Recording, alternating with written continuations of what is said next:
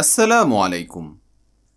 আপনারা শুনছেন let radio presents audio book smart marketing. লিখেছেন Mark Anupam Mallick. Story driven মার্কেটিংকে আলিঙ্গন করুন। Smart marketing principle 4। The brand that can tell the best stories wins.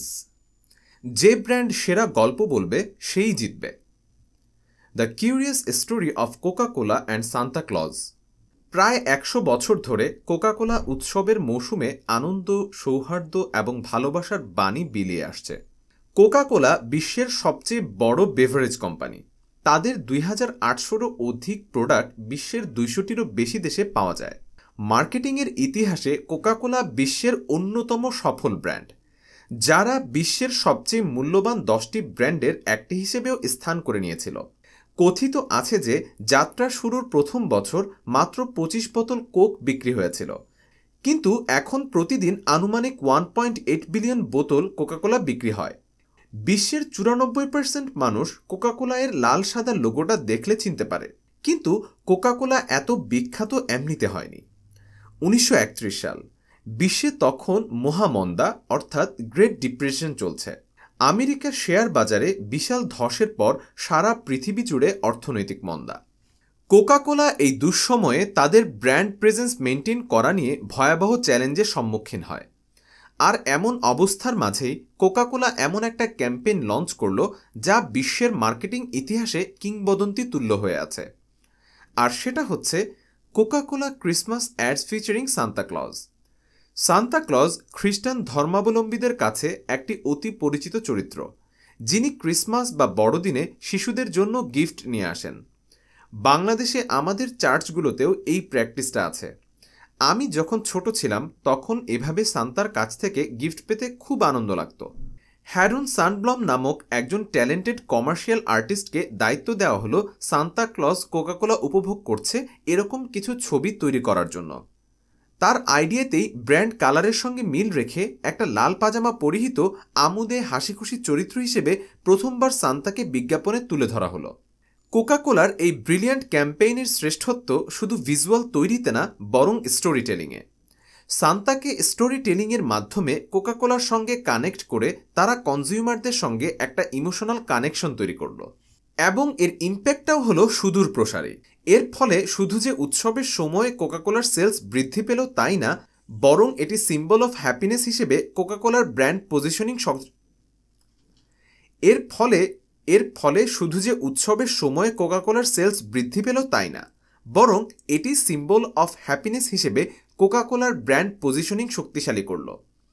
উৎসবে পরিবারের সঙ্গে একসঙ্গে মিলে উদযাপন করার বিষয়টাকে কোকাকোলা নিজেদের সঙ্গে অ্যাসোসিয়েট করে ফেলল। শুধু আমেরিকাতে না, আজ প্রায় ১০০ বছর পরে এসে বাংলাদেশেও আমরা প্রতিটা ঈদে বা উৎসবে কোকাকোলার কাছ থেকে এ ধরনের ক্যাম্পেইন দেখতে পাই। কোকাকোলার এই কালজয়ী ক্যাম্পেইনের কেস স্টাডি আমাদের মার্কেটিংয়ে স্টোরি টেলিংয়ের অনস্বীকার্য প্রভাব স্মরণ করিয়ে দেয়। এটি আমাদের মনে করিয়ে দেয় যে পৃথিবীর প্রতিটা সাকসেসফুল ব্র্যান্ড তৈরির পেছনে আছে সুনিপুণ স্টোরি টেলিং। কোকাকোলার মতো স্টোরি টেলিংয়ের মাধ্যমে আপনিও আপনার কাস্টমারের মধ্যে পজিটিভ ইমোশন তৈরি করুন, তাদের জন্য মেমোরেবল এক্সপিরিয়েন্স তৈরি করুন, আর এভাবে কাস্টমারের সঙ্গে মিনিংফুল রিলেশন এবং ইমোশনাল কানেকশন তৈরি করে সাস্টেইনেবল একটা ব্র্যান্ড গড়ে তুলতে পারবেন। Story driven marketing. আমরা যখন ছোট ছিলাম তখন পঞ্চম শ্রেণীর বাংলা পাঠ্য বইতে হ্যামিলনের বাঁশিওয়ালা নামে একটা গল্প ছিল। গল্পটি আমরা সবাই জানি। হ্যামিলন শহরবাসী ইঁদুরের অত্যাচারে অতিষ্ঠ। এক বংশীবাদক তার বাঁশির সুরের জাদুতে শহর থেকে সব ইঁদুর বের করে নিয়ে গেল। কিন্তু গল্প এখানেই শেষ নয়। ইঁদুর তাড়িয়ে দেওয়ার জন্য বাঁশিওয়ালাকে প্রতিশ্রুত পুরস্কার না দেওয়ায় সে বাঁশিতে ভুবন ভোলানো সুর তুলল। শহরের সমস্ত শিশু সেই সুরে মোহিত হয়ে ঘর থেকে বেরিয়ে তার সঙ্গে উধাও হয়ে গেল। বর্তমান যুগে প্রত্যেক মার্কেটারের স্বপ্ন এরকম হ্যামিলনের বাঁশিওয়ালা হওয়া, খারাপ না, ভালো অর্থে, যেখানে কাস্টমার সমস্যার সমাধানের জন্য মার্কেটারের ব্র্যান্ডের পেছনে ছুটবে। আমরা এখন ডেটার সমুদ্রে বাস করছি। প্রতিটা বিজনেসের কাছে আনলিমিটেড ডেটা। এগুলো কাজে লাগিয়ে সঠিকভাবে মার্কেটিং করে প্রফিট অনেক বাড়িয়ে তোলা সম্ভব। আর এজন্যই ডেটা ড্রিভেন মার্কেটিং এখন একটা বাজওয়ার্ডে পরিণত হয়েছে। আমি নিজে মার্কেটিং টেকনোলজি মার্টেক নিয়ে কাজ করি, যেখানে ডেটা অত্যন্ত গুরুত্বপূর্ণ। এমনকি IBA-DU-তে আমার doctor of business administration DBA এর রিসার্চ টপিক হচ্ছে গ্রোথ হ্যাকিং, যেখানে ডেটাই প্রধান ভূমিকা পালন করে। কিন্তু আমি গত কয়েক বছর ইন্ডাস্ট্রিতে সরাসরি বহু কোম্পানির সঙ্গে কাজ করতে গিয়ে লক্ষ্য করেছি সবাই এই এত পরিমাণ ডেটা নিয়ে কিভাবে কাজ করবে বুঝতে পারছে না। অনেকের আসলে এত ডেটা কাজে লাগানোর সামর্থ্যই নেই। কিন্তু সবচেয়ে বড় সমস্যা যেটি আমি আইডেন্টিফাই করেছি সেটি হচ্ছে যে ডেটা করতে করতে মার্কেটিংয়ের অন্যতম গুরুত্বপূর্ণ একটা এলিমেন্ট অনেকেই মিস করে ফেলছে। এ কারণে ডেটা কাজে লাগালেও তারা আশানুরূপ রেজাল্ট দেখতে পাচ্ছে না। সাময়িক কিছু সেলস আনলেও লং টার্মে কাস্টমার ধরে রাখতে পারছে না, কাস্টমারের সঙ্গে ইমোশনাল অ্যাটাচমেন্ট তৈরি করতে পারছে না। আর এজন্যই স্মার্ট মার্কেটিংয়ে এখন বহুল পরীক্ষিত একটি স্ট্র্যাটেজি কাজে লাগানো ম্যান্ডেটরি। এটি করতে না পারলে সাস্টেইনেবল বিজনেস তৈরি করা প্রায় অসম্ভব। আর সেই পরীক্ষিত স্ট্র্যাটেজিটা হচ্ছে story driven marketing, SDM। Story driven marketing কি? স্টোরি ড্রিভেন মার্কেটিং হচ্ছে সেই অ্যাপ্রোচ যেখানে আপনার যে কোনো মার্কেটিং অ্যাক্টিভিটি স্টোরি তথা গল্প দ্বারা পরিচালিত হবে। অর্থাৎ আপনি যে কোনো মার্কেটিং ক্যাম্পেইন করুন, তার একটা রেলিভেন্ট স্টোরি থাকবে। কখনো এই স্টোরি একদম ফ্রন্টে আসবে, কখনো ব্যাকগ্রাউন্ডে থাকবে। এজন্যই আমি একে স্টোরি ড্রিভেন মার্কেটিং বলছি। স্টোরি ড্রিভেন মার্কেটিং স্ট্র্যাটেজিতে গল্প, হিউম্যান এক্সপিরিয়েন্স এবং ন্যারেটিভকে একদম কেন্দ্রে রাখা হয়। এই স্ট্র্যাটেজিতে আর্ট অফ স্টোরি টেলিং কাজে লাগিয়ে ব্র্যান্ডের মেসেজ দেওয়া হয়, অডিয়েন্সের সঙ্গে ইমোশনাল লেভেলে কানেক্ট করা হয়। এর ফলে এঙ্গেজমেন্ট তৈরি হয় এবং আলটিমেটলি কাস্টমারের মধ্যে লয়্যাল্টি তৈরি হয়। Where strategy and story meet, magic happens. ওপরে মনে করিয়ে দেওয়া হ্যামিলনের বাঁশিওয়ালা গল্পটির কথাই ধরুন। এই গল্পের ভেতরেও কিন্তু কিছু ইম্পর্টেন্ট মেসেজ আছে, যেমন কাউকে তার প্রাপ্য থেকে বঞ্চিত করা ঠিক না, এর ফলে পরিণতি ভালো নাও হতে পারে। গল্পের মাধ্যমে এই মেসেজটি সুন্দরভাবে সবার কাছে পৌঁছে দেওয়া হয়েছে। ঠিক তেমনি ব্র্যান্ডগুলো স্টোরি ড্রিভেন মার্কেটিংয়ের মাধ্যমে তাদের মেসেজ সবার মাঝে ছড়িয়ে দিতে পারে। প্রসঙ্গত বলে রাখি, স্টোরি ড্রিভেন মার্কেটিং এবং স্টোরি বেসড মার্কেটিং এই দুইটি দ্বারা নর্মালি একই জিনিস বোঝানো হলেও আমি ড্রিভেন টার্মটা প্রেফার করি, কারণ এর দ্বারা ক্লিয়ারলি বোঝা যায় যে আপনার মার্কেটিং পুরোপুরি স্টোরি দ্বারা পরিচালিত হবে অথবা ড্রিভেন হবে। ডেটা ড্রিভেন মার্কেটিং এবং story driven marketing. Data driven marketing data analytics ম্যাট্রিক্সের ওপর ফোকাস করে। এগুলোর মাধ্যমে ডিসিশন নেওয়া সহজ হয়। স্পেসিফিক অডিয়েন্সকে টার্গেট করতে, স্প্লিট টেস্ট রান করতে, কাস্টমারকে অ্যাকশন নিতে প্রভাবিত করতে ডেটা ড্রিভেন মার্কেটিং অসম্ভব গুরুত্বপূর্ণ। মার্কেটিং স্ট্র্যাটেজি অপটিমাইজ করা, বেটার কনভার্সন এবং ROI নিয়ে আসার জন্য এটা অত্যাবশ্যক। অন্যদিকে স্টোরি ড্রিভেন মার্কেটিং গল্প এবং অন্যান্য গুণগত এলিমেন্টগুলোকে প্রায়োরিটি দেয়। ইমোশন, কানেকশন, রিলেশন এগুলোকে শক্তিশালী করে। কাস্টমারের সঙ্গে পার্সোনাল লেভেলে এঙ্গেজমেন্ট ক্রিয়েট হওয়ার ফলে একটা আলাদা ব্র্যান্ড আইডেন্টিটি তৈরি হয়। আমি এখানে একটা জিনিস ক্রিস্টাল ক্লিয়ারভাবে মেনশন করতে চাই, ডেটা ড্রিভেন মার্কেটিং এবং story driven marketing mutually exclusive type কিছু না। অর্থাৎ একটা করলে আরেকটা করা যাবে না, বিষয়টা মোটেই এমন না। ডেটা ড্রিভেন মার্কেটিং স্মার্ট মার্কেটিংয়ের অবিচ্ছেদ্য অংশ। আপনি অবশ্যই ডেটা ড্রিভেন হবেন, কিন্তু চারদিকে সবাই ডেটার পেছনে ছুটতে গিয়ে মার্কেটিংয়ের আরেকটি অবিচ্ছেদ্য অংশকে কাজে লাগাতে ভুলে যাচ্ছেন। ফলে ডেটা ড্রিভেন হয়েও সেরা রেজাল্টটা আসছে না। আর সেটি হচ্ছে স্টোরি ড্রিভেন মার্কেটিং। স্টোরি এবং ডেটা দুইটির গুরুত্ব বোঝানোর জন্য আমি দুইটি ইকুয়েশন ব্যবহার করেছি। Story plus data equal to informed story telling. Story driven marketing plus data driven marketing, strategic marketing synergy. Story driven মার্কেটিংয়ের একটা গুরুত্বপূর্ণ অংশ হচ্ছে স্টোরি ড্রিভেন ব্র্যান্ড তৈরি করা। এজন্য ডোনাল্ড মিলারের একটি বিখ্যাত বই আছে যার নাম বিল্ডিং এ স্টোরি ব্র্যান্ড। এটি আমার অত্যন্ত প্রিয় একটি বই। স্টোরি ব্র্যান্ড সম্পর্কে বিস্তারিত জানতে এই বইটি পড়তে পারেন। রকমারির প্রতিষ্ঠাতা প্রিয় মাহমুদুল হাসান সোহাগ ভাইয়ের সঙ্গে এই বইটি নিয়ে আমার একটি ইন্টারেস্টিং ভিডিও আছে। রকমারির ইউটিউব চ্যানেলে ভিডিওটি পাবেন, নিচে লিংক দিয়ে দিলাম। বইয়ের শুরুতে দেওয়া স্মার্ট মার্কেটিং রিসোর্স পেজে গেলেও এটি পাবেন। আমার অ্যাডভান্সড লাইভ ট্রেনিংয়ে এই টপিকটা নিয়ে আমি ফুল একটা সেশনে ট্রেনিংও করাই। স্টোরি ড্রিভেন মার্কেটিং কেন mandatory? Emotional connection. Story telling target অডিয়েন্সের সঙ্গে আরও গভীর এবং দীর্ঘস্থায়ী সম্পর্ক তৈরি করতে সাহায্য করে। Stories are bridges between brands and hearts, built with trust and emotion. কাস্টমারের বিহেভিয়ার তার ইমোশন দিয়ে পরিচালিত। Story telling empathy, joy, nostalgia এর মতো ফিলিংস তৈরি করে। স্টোরি টেলিং আপনাকে হিউম্যান ব্র্যান্ড হিসেবে কাস্টমারের কাছে উপস্থিত করে। অপরপক্ষে ডেটা হচ্ছে boring, data robotic.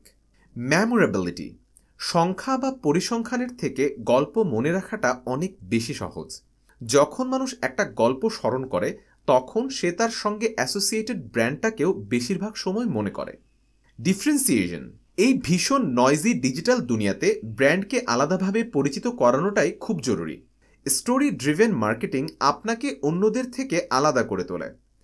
Competitor analysis করে অফার কপি করা যায়, প্রোডাক্ট প্রাইসিং ডুপ্লিকেট করা যায়, সেম প্রসেস ডেভেলপ করা যায়, টেকনোলজি রিভার্স ইঞ্জিনিয়ার করা যায়, এমনকি এমপ্লয়িও চুরি করা যায়। কিন্তু আপনার ব্র্যান্ডের ইউনিক স্টোরিটা চুরি করা যায় না। আপনার ব্র্যান্ডের গল্পটা শুধু আপনিই বলতে পারবেন। এটা ইউনিক, এটি আপনার নিজস্ব, এটাতে আপনার পূর্ণ অধিকার। ফলে সঠিক স্টোরি ড্রিভেন মার্কেটিং করে আপনি একটা ইউনিক ব্র্যান্ড পজিশনিং তৈরি করতে পারবেন।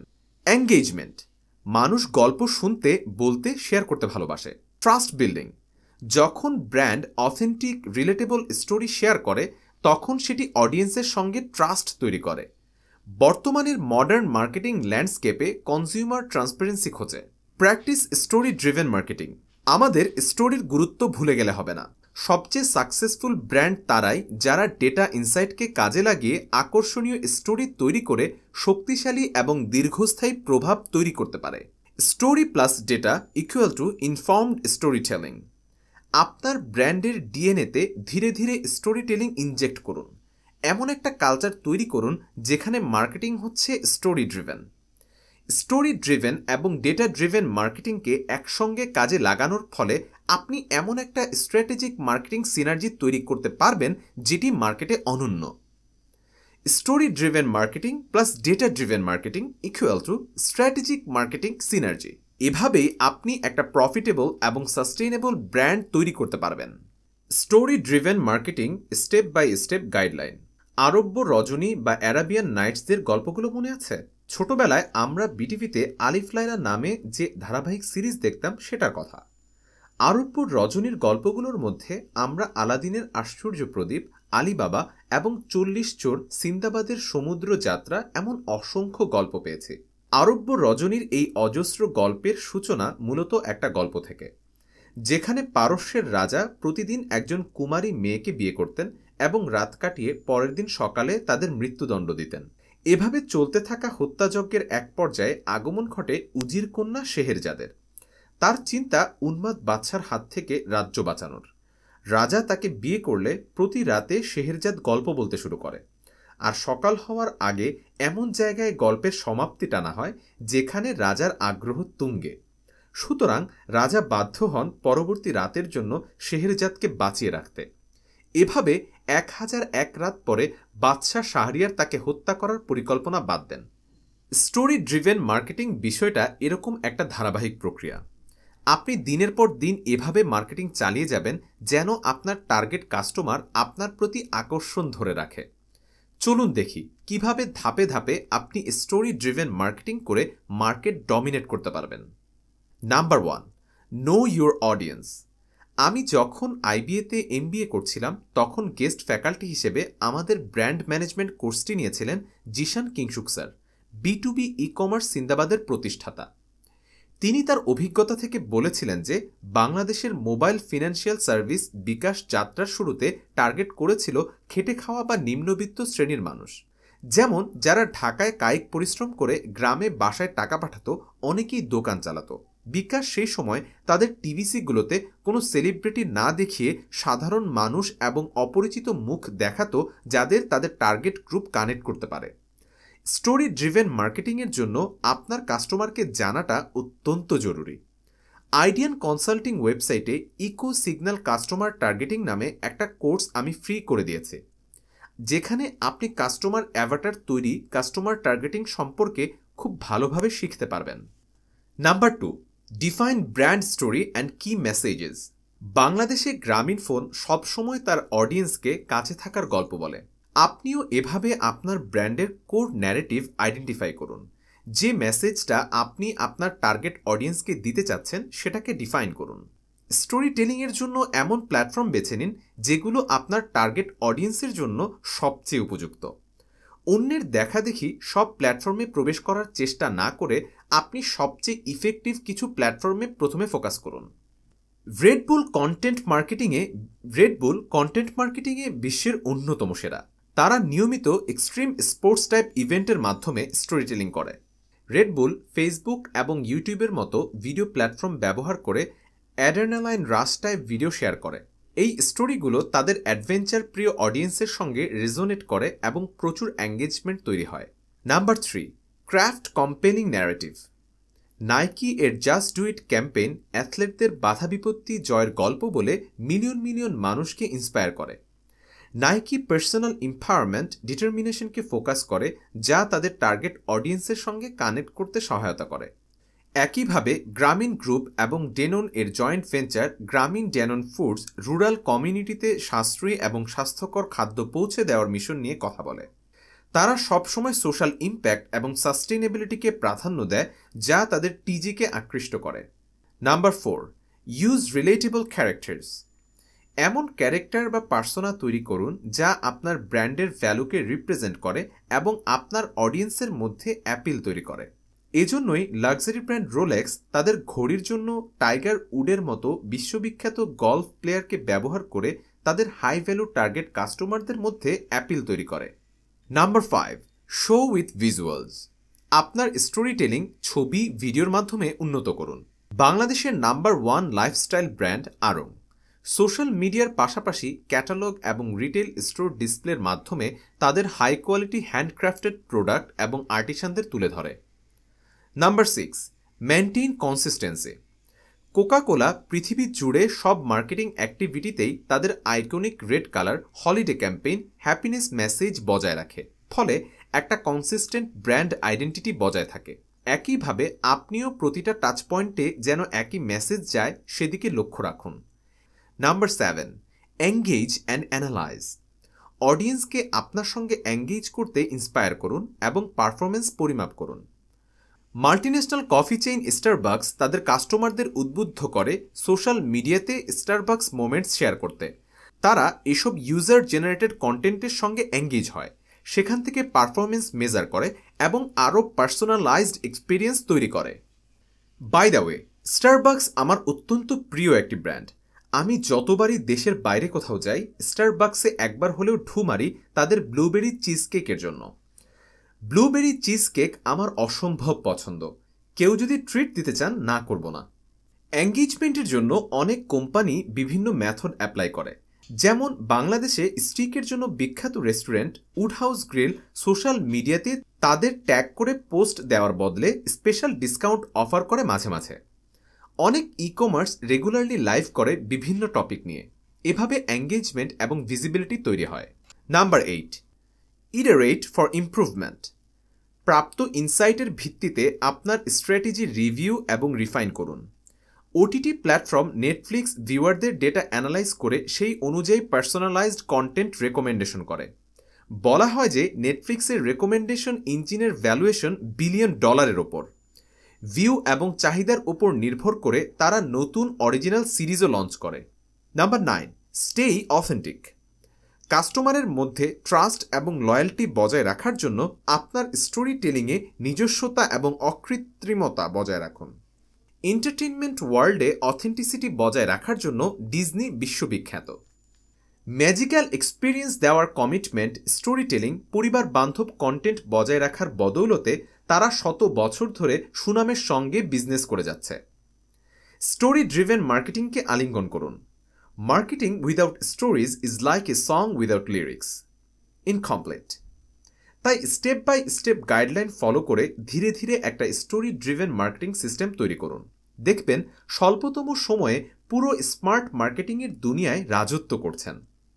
আর স্টোরি ড্রিভেন মার্কেটিং করতে গেলে আপনাকে একটা স্কিলে অত্যন্ত দক্ষ হতেই হবে, সেটি হচ্ছে কপিরাইটিং। এবার তাই আমাদের কপিরাইটিংয়ের দুনিয়াতে প্রবেশের পালা। অ্যাট 60 মাইলস অ্যান আওয়ার, অগিলভির বিখ্যাত রোলস রয়েস অ্যাড। 1958 সাল। লাক্সারি গাড়ি নির্মাতা রোলস রয়েস প্রচণ্ড কম্পিটিশনের সম্মুখীন। তারা ঠিক করলো এমন একটা কিছু করতে হবে যা তাদের ব্র্যান্ডকে অন্যদের থেকে ডিফারেন্ট হিসেবে তুলে ধরবে। এই চ্যালেঞ্জিং কাজটার দায়িত্ব নিলেন ফাদার অফ অ্যাডভার্টাইজিং খ্যাত ডেভিড অগিলভি। লিজেন্ডারি এই মার্কেটার তার কপিরাইটিংয়ের প্রতিভা কাজে লাগিয়ে রোলস রয়েসের জন্য এমন একটি অ্যাড তৈরি করলেন যা বিশ্বের ইতিহাসে অন্যতম সেরা বলে পরিচিত। এই কেস স্টাডিতে আমরা অগিলভি রোলস রয়েসের সেই বিখ্যাত অ্যাডটি থেকে কিছু কপিরাইটিং লেসন নেব।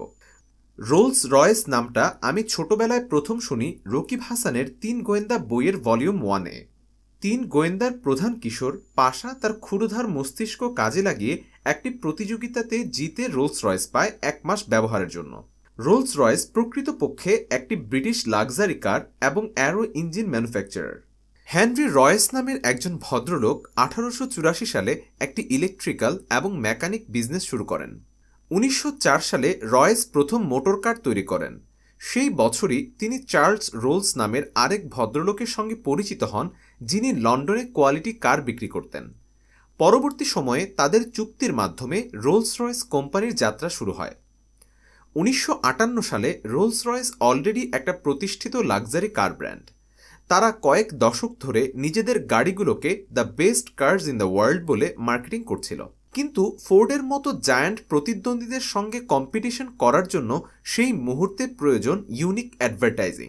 অ্যাডটি লেখার আগে অগিলভি 3 সপ্তাহ ধরে এক্সটেন্সিভ রিসার্চ করলেন। তিনি টেকনিক্যাল ডকুমেন্ট, আর্টিকেল, ম্যাগাজিন সহ এই সংক্রান্ত যা পান সব পড়তে শুরু করলেন। এমনকি রোলস রয়েসের ফ্যাক্টরিতে গিয়ে ইঞ্জিনিয়ারদের সঙ্গে কথা বললেন। বেসিক্যালি এই গাড়িটি সম্পর্কে সবকিছু শেখার চেষ্টা করলেন, যেন এখান থেকে একটা ইউনিক ভ্যালু প্রপোজিশন বের করতে পারেন যা মার্কেটে অন্যদের থেকে এই গাড়িকে ডিফারেন্ট হিসেবে তুলে ধরবে। অগিলভি কপি লেখার জন্য ব্র্যান্ডের ইতিহাস, ফিলোসফি এবং সেই সঙ্গে টার্গেট অডিয়েন্সের মাইন্ড এবং ডিজায়ার বুঝতে চাইলেন। তিনি শুধু একটা গাড়ি বিক্রি করতে চাচ্ছিলেন না, তিনি চাচ্ছিলেন একটা লাইফস্টাইল, একটা অ্যাসপিরেশন এবং একটা ড্রিম সেল করতে। কারণ লাক্সারি সেল ড্রিমস। অনেক আগে থেকেই লাক্সারি ব্র্যান্ডের বিজনেস স্ট্র্যাটেজি এবং মার্কেটিং নিয়ে আমি ফ্যাসিনেটেড। র্যাঙ্কস গ্রুপের অন্যতম কর্ণধার সোহানা রোফ চৌধুরী আপুর লাক্সারি জুয়েলারি ব্র্যান্ড আমিশে এর বিজনেস স্ট্র্যাটেজি এবং মার্কেটিং নিয়ে কাজ করছি 2021 সাল থেকে। বাংলাদেশে লাক্সারি ব্র্যান্ড বা শোরুমের তেমন একটা উপস্থিতি নেই। আমি দেশের বাইরে গেলেই বিভিন্ন লাক্সারি শপিং মলে বা শোরুমে খুব আগ্রহ নিয়ে ঘোরাফেরা করি। কেনার সামর্থ্য নেই, তাই দেখেই শান্তি। আমি লাক্সারি ব্র্যান্ড এবং মার্কেটিং রিলেটেড কয়েকটি ভিডিও বানিয়েছি। এদের একটা ব্যাংককের সিয়াম প্যারাগন থেকে এবং আরেকটি বাংলাদেশের সারা রিসোর্ট থেকে। সেগুলো দেখতে পারেন, বেশ কিছু ভালো ইনফরমেশন এবং নলেজ পাবেন।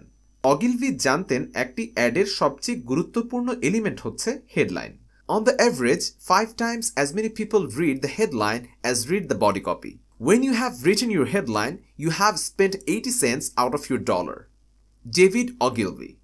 তিনি জানতেন এমন একটা হেডলাইন লিখতে হবে যা রোলস রয়েসের এসেন্স একটা সিঙ্গেল লাইনে ক্যাপচার করবে।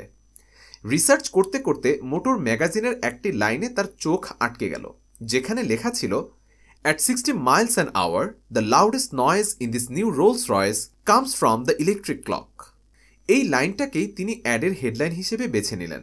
সব লাক্সারি গাড়ি নিজেদের দ্রুত, কমফোর্টেবল, ক্লাসি হিসেবে দাবি করে, কিন্তু কয়টি ব্র্যান্ড নিজেদের সবচেয়ে সাইলেন্ট বলে দাবি করে।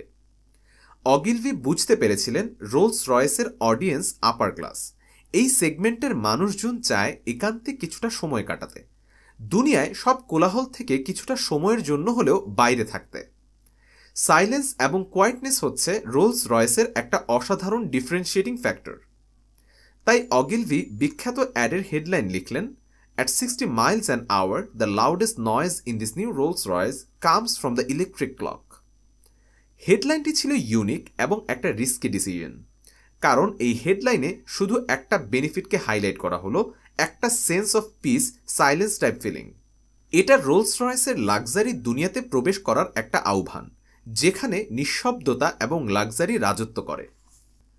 একটা লাক্সারি গাড়ির সব ফিচার বাদ দিয়ে শুধু ইলেকট্রিক ঘড়িতে ফোকাস করার যে স্পর্ধা, কাস্টমার এখানে মনোযোগ দিতে বাধ্য। এরপরও অগিলভি অসংখ্য সাকসেসফুল হেডলাইন লিখেছেন, কিন্তু রোলস রয়েসের এই হেডলাইনটাকে তিনি নিজের সেরা এবং মাস্টারপিস বলে মনে করেন। তবে শুধু হেডলাইনই নয়, অ্যাডের ডেসক্রিপশনও ছিল অসাধারণ। সেখানে 13টি বুলেট পয়েন্ট দিয়ে রোলস রয়েস সিলভারের ইউনিক ফিচারগুলো লিস্ট করা হয়েছিল, যেমন এক্সটেন্সিভ টেস্টিং, ম্যানুফ্যাকচারিং প্রসেসে হিউম্যান কেয়ার ইত্যাদি। অগিলভি একটা কপিরাইটিং মাস্টারপিস তৈরি করলেন, যেটা ফিচার সেল করেনি, সেল করলো ড্রিম। এটা টার্গেট কাস্টমারকে এমন একটা দুনিয়ার স্বপ্ন দেখালো যেখানে প্রতিটা ডিটেইল নিখুঁত, যেখানে ক্রাফটম্যানশিপ একটা আর্ট, যেখানে সাইলেন্স হলো আলটিমেট লাক্সারি, যেখানে কেউ যেন কানে এসে ফিসফিস করে বলে ইউ ডিজার্ভ দিস। অগিলভি ইনফরমেশনের ওপর ইমোশনকে স্থান দিলেন। কমপ্লেক্সিটি এর পরিবর্তে সিম্পলিফিকেশন নিয়ে আসলেন। কাস্টমারের মনে একটা ছবি, একটা ড্রিম তৈরি করলেন। 1959 সালের মার্চ মাসে অ্যাডটি পাবলিশ হলো। It was a gigantic success for both Rolls Royce and Ogilvy. Headline, copy এবং অ্যাপ্রোচ বিবেচনায় আজ পর্যন্ত এটি বিশ্বের শ্রেষ্ঠতম অ্যাডগুলোর একটি। ডেভিড অগিলভির রোলস রয়েস অ্যাড শুধু একটা সাকসেস স্টোরি না, এটা রিসার্চ, ইমাজিনেশন, প্রোডাক্ট এবং অডিয়েন্স উভয়কে বোঝার একটা অসাধারণ ক্ষমতার একটি বহিঃপ্রকাশ। অগিলভি দুনিয়ার সব মার্কেটারদের দেখিয়ে দিলেন যে কপি রাইটিং মানে শুধু শব্দের খেলা না, বরং কপিরাইটিং হচ্ছে অডিয়েন্সকে একটা গ্রেট এক্সপিরিয়েন্স দেওয়া, তার মধ্যে স্বপ্ন এবং আকাঙ্ক্ষা তৈরি করা।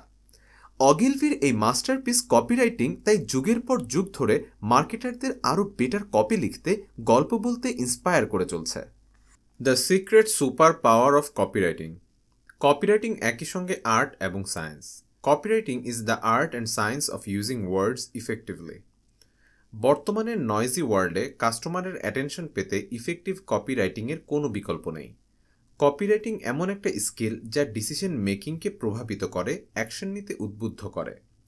Copywriting is the craft of persuasive writing with the primary goal of engaging, influencing, and convincing readers to take a specific action. Copywriting skill লাগে যে কোনো অ্যাডের কপি লিখতে, email marketing, leaflet, print material, product description, এমনকি social media post লিখতেও কাজে লাগে copywriting skill. আমি আইডিয়ানের যে কোনো ক্যাম্পেইনে লং ফর্ম সেলস কপি লিখতে খুবই পছন্দ করি। Direct response marketing, landing page, sales letter পুরোটাই কপিরাইটিং নির্ভর। বেটার এসইও করতে চাইলে আপনাকে কপিরাইটিং নলেজ কাজে লাগাতে হবে। কোনো টিভিসি বা ভিডিও অ্যাডের স্ক্রিপ্ট লিখতেও কপিরাইটিং প্রয়োজন হয়। এক কথায় বলতে গেলে কপিরাইটিং মার্কেটিংয়ের অন্যতম গুরুত্বপূর্ণ এলিমেন্ট। স্মার্ট ওয়ার্ল্ডে কপিরাইটিং কেন এসেনশিয়াল? এই স্মার্ট পৃথিবীতে মানুষের অ্যাটেনশন স্প্যান এখন খুবই কম। ভিউয়ারদের সময় এবং মনোযোগ আকর্ষণ করার জন্য কম্পিটিশন এখন মারাত্মক। আপনি কি ইউনিক মেসেজ দিচ্ছেন, সেই মেসেজ দিতে কোন শব্দ ব্যবহার করছেন, শব্দগুচ্ছ দিয়ে কিভাবে মালা গাচ্ছেন, সেন্টেন্সের স্ট্রাকচার কি হচ্ছে, এসব কিছুর ওপরই নির্ভর করে অডিয়েন্সের অ্যাটেনশন ক্যাপচার করতে পারা। ইফেক্টিভ কপিরাইটিং স্কিল একজন স্মার্ট মার্কেটার হওয়ার পূর্বশর্ত।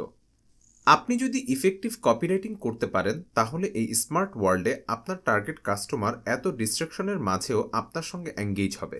কেন effective copywriting skill smart marketer হওয়ার পূর্বশর্ত? আপনি যত অ্যাডভান্স টুলস ব্যবহার করুন, অবিশ্বাস্য ডিসকাউন্ট দিন, আপনার প্রোডাক্ট বা সার্ভিস যত ভালোই হোক না কেন, যদি আপনার কপিরাইটিং ইফেক্টিভ না হয়, তাহলে কনভার্সন আশানুরূপ হবে না। চারপাশের এত নয়েজকে এড়িয়ে আপনার টার্গেট অডিয়েন্সের কাছে পৌঁছাতে আপনার তাই কপিরাইটিং স্কিল কাজে লাগাতে হবে। ইফেক্টিভ কপিরাইটিং আপনাকে মার্কেটিং থেকে সর্বোচ্চ পরিমাণ কনভার্সন আনতে সাহায্য করবে। একজন স্কিল্ড মার্কেটার হতে চাইলে শুধু কিছু মার্কেটিং টুলস ব্যবহার শিখলেই হবে না। কাস্টমারের বিহেভিয়ারকে ইনফ্লুয়েন্স করার জন্য সবচেয়ে গুরুত্বপূর্ণ হচ্ছে আপনার ব্র্যান্ডের মেসেজ। মার্কেটিং টুলস হচ্ছে আপনার ব্র্যান্ডের মেসেজ সুন্দরভাবে প্রকাশ করার ভেহিকল। আপনি যদি পারসুয়েসিভ রাইটিংয়ের প্রিন্সিপাল জানেন, তাহলে এমন মেসেজ দিতে পারবেন যা আপনার টার্গেট অডিয়েন্সের সঙ্গে রেজোনেট করে, বেটার এঙ্গেজমেন্ট তৈরি করে, কনভার্ট করে এবং ব্র্যান্ড লয়্যাল্টি তৈরি করে। একজন স্মার্ট মার্কেটারের জন্য ইফেক্টিভ কপিরাইটিং স্কিল তাই অমূল্য। Classic copywriting versus smart copywriting. আজ থেকে 50 বছর আগের ক্লাসিক কপিরাইটিং মেথডের সঙ্গে বর্তমান স্মার্ট যুগের কপিরাইটিং মেথডের কিছু পার্থক্য থাকলেও বেশিরভাগ জায়গাতেই তাদের মিল খুঁজে পাবেন। কারণ মার্কেটিংয়ের আন্ডারলাইং ফিলোসফি আসলে যুগের পর যুগ অলমোস্ট সেম। চলুন প্রথমে ক্লাসিক এবং স্মার্ট কপিরাইটিংয়ের মিলগুলো দেখি। ক্লাসিক এবং স্মার্ট দুই কপিরাইটিংয়ে অডিয়েন্সকে এঙ্গেজ করতে চায়। মিডিয়া বা চ্যানেল যাই হোক না কেন টার্গেট গ্রুপকে পারসুয়েট বা কনভিন্স করতে চায়। কপিরাইটিংয়ের persuasive language, story telling, clear call to অ্যাকশনের ব্যবহার এখনও ঠিক আগের মতোই গুরুত্বপূর্ণ। এবার ক্লাসিকের সঙ্গে স্মার্ট কপিরাইটিংয়ের পার্থক্য। ক্লাসিক কপিরাইটিং প্রধানত প্রিন্ট মিডিয়া, রেডিও এবং টিভির ওয়ান ওয়ে কমিউনিকেশন ফোকাসড ছিল। স্মার্ট কপিরাইটিংয়ের উল্লেখযোগ্য দিক হচ্ছে টু ওয়ে কমিউনিকেশন এবং conversation. Smart copywriting short attention span, SEO strategy, multimedia এগুলোকে মাথায় রেখে বানানো। Copywriting the forgotten art in the digital age. বাংলাদেশের বেশিরভাগ ডিজিটাল মার্কেটার শুধু ডিজিটাল টুলসে দক্ষ। Facebook ads, Google ads, SEO বা অ্যানালিটিক্সে দক্ষতা অর্জনের জন্যই পুরো সময় এবং ইফোর্ট ব্যয় করে। কিন্তু অধিকাংশ ডিজিটাল মার্কেটারের মধ্যেই কপিরাইটিং সহ মার্কেটিংয়ের অন্যান্য ফান্ডামেন্টাল স্কিলের ভীষণ গ্যাপ রয়েছে এবং সেগুলোকে ডেভেলপ করার চেষ্টা এবং আগ্রহেরও কমতি আছে। এমনকি আমাদের দেশে বেশিরভাগ digital marketing instructor, course creator, digital marketing এজেন্সিও শুধু টুলস ব্যবহারে দক্ষ। তারা নিজেরাই মার্কেটিংয়ের কোর স্কিলগুলো ডেভেলপ করতে ব্যর্থ। অন্যদের শেখানো বা শিখতে বলাটা তো অনেক দূরের কথা। ফান্ডামেন্টাল মার্কেটিং স্কিলের অভাব আমাদের দেশের ডিজিটাল মার্কেটিং ইন্ডাস্ট্রির একটা ভয়াবহ দুর্বলতা। আমাদের চারপাশের অসংখ্য প্রতিশ্রুতিশীল বিজনেস এ কারণে আশানুরূপ আরওআই আনতে পারছে না। অনেক ইয়াং প্রফেশনাল ক্যারিয়ারের টুলস ব্যবহারের ট্র্যাপে আটকে আছে। ইনকাম বাড়ছে না, ক্যারিয়ার গ্রোথ হচ্ছে না। কিছুদিন আগে আমার high value exclusive program mastermind business accelerator MBA এর এক পার্টিসিপেন্ট বলছিলেন তার ফেসবুক অ্যাড থেকে সেলস আসা অনেক কমে গেছে। তিনি অনলাইনে ঘি, মধু এই জাতীয় পণ্যগুলো বিক্রি করেন। আমি তার কিছু অ্যাড চেক করলাম, এরপর জানতে চাইলাম তার প্রোডাক্টের ইউনিক ভ্যালু প্রপোজিশন কি। তিনি খুব এক্সাইটেড হয়ে প্রোডাক্টের ইউনিক ভ্যালু বলতে শুরু করলেন। নেক্সট 5 মিনিট আমি মন্ত্রমুগ্ধের মতো শুনলাম। তিনি এমনভাবে প্রোডাক্টের বর্ণনা দিচ্ছিলেন যে আমার চোখের সামনে গরম ধোয়া ওঠা ঘি মাখা সাদা ভাতের দৃশ্য ফুটে উঠল। নাকে খাঁটি দেশি ঘিয়ের সেই অতি পরিচিত গন্ধ ভেসে এলো। আমার মধ্যে একটু লবণ ছিটিয়ে ঘি মাখা গরম ভাত খাবার ক্ষুধা তৈরি হলো। তিনি চোখ বন্ধ করে একদম ফিল করে করে বর্ণনা দিচ্ছিলেন। আমি একই সঙ্গে প্রচণ্ড আনন্দিত হলাম এবং কিছুটা দুঃখিত হলাম। আনন্দ কারণ তার এই অসাধারণ প্রোডাক্টগুলো আছে যেগুলো সম্পর্কে তিনি এতটা স্বচ্ছ ধারণা রাখেন। দুঃখিত কারণ এগুলো তিনি এতদিন প্রপারলি কাস্টমারের কাছে তুলে ধরেননি। তাহলে এতদিনে বিজনেস আরও বহু গুণ বৃদ্ধি পেত। আমি সাজেশন দিলাম আমাকে যেভাবে বললেন হুবহু সেভাবে টেক্সট এবং ভিডিও অ্যাডের স্ক্রিপ্ট লিখতে, তারপর নতুন অ্যাড রান করতে। ইমাজিন করুন তো অ্যাডের রেজাল্ট কেমন হতে পারে। আপনাকে একটা লিটমাস টেস্ট শিখিয়ে দেই। আজকের পর থেকে যদি কোনো ডিজিটাল মার্কেটার প্রয়োজন হয় তাহলে প্রথমে দেখবেন সে কপিরাইটিংয়ে কতটা দক্ষ, এরপর দেখবেন তিনি ডিজিটাল টুলসে কেমন দক্ষ। কারণ আপনার ক্যাম্পেইনের রেজাল্ট এই দুইটি স্কিলের কম্বিনেশনের ওপর অনেকাংশে নির্ভরশীল। আমাদের একটা জিনিস কখনোই ভুললে চলবে না, ডিজিটাল ওয়ার্ল্ড মানে শুধু সোশ্যাল মিডিয়া, অ্যালগোরিদম, টুলস এবং ডেটা না, বরং এটি হচ্ছে একে অপরের সঙ্গে খুব সহজে কানেকশন এবং রিলেশন তৈরির একটা শক্তিশালী মাধ্যম। একটা ওয়েল ক্রাফটেড কপি আপনার অডিয়েন্সের মধ্যে ইমোশন জাগ্রত করতে পারে, তার সমস্যাগুলোকে সঠিকভাবে অ্যাড্রেস করতে পারে। কপিরাইটিং হচ্ছে আপনার মেসেজ এবং অডিয়েন্সের মাঝের একটা সেতু বা ব্রিজ। কপিরাইটিং আপনাকে কাস্টমারের সঙ্গে ব্র্যান্ডের রিলেশনশিপ তৈরি করে ট্রাস্ট এবং লয়্যালটি তৈরি করতে সাহায্য করবে। ফলে আপনার কনভার্সন বাড়বে, সেলস বাড়বে, প্রফিট বাড়বে। Great কপিরাইটার্স are great marketers. ভালো কপিরাইটিং না জানলে গ্রেট ডিজিটাল মার্কেটার বা মার্কেটার হওয়া সম্ভব না। কথাটা কঠিন শোনালেও এটাই বাস্তব সত্য। কপিরাইটিং স্মার্ট মার্কেটিং সাফল্যের অন্যতম চাবিকাঠি। ইফেক্টিভ কপিরাইটিং স্কিল তৈরি করুন, সেটাকে নিয়মিত শান দিন। আপনি ট্র্যাডিশনাল বা ডিজিটাল মার্কেটার থেকে একজন স্মার্ট মার্কেটারে রূপান্তরিত হবেন।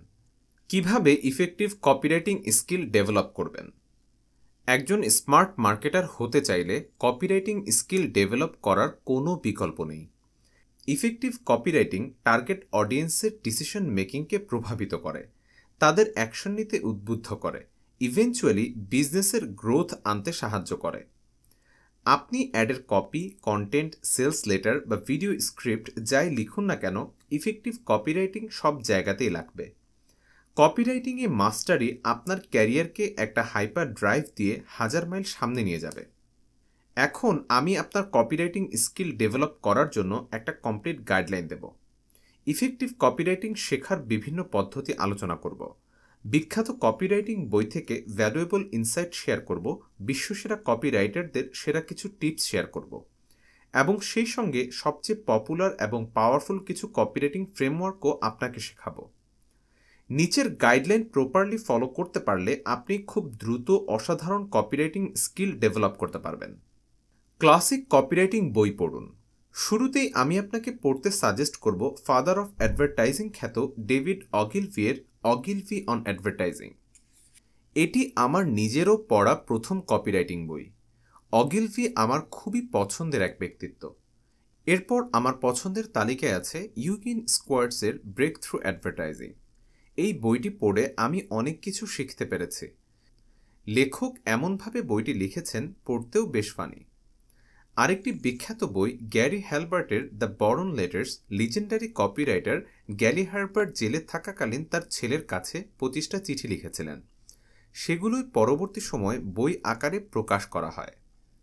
শুধু ক্লাসিক বই পড়তে হবে তাই না, কপিরাইটিংয়ের ওপর মডার্ন বইগুলোও পড়ুন।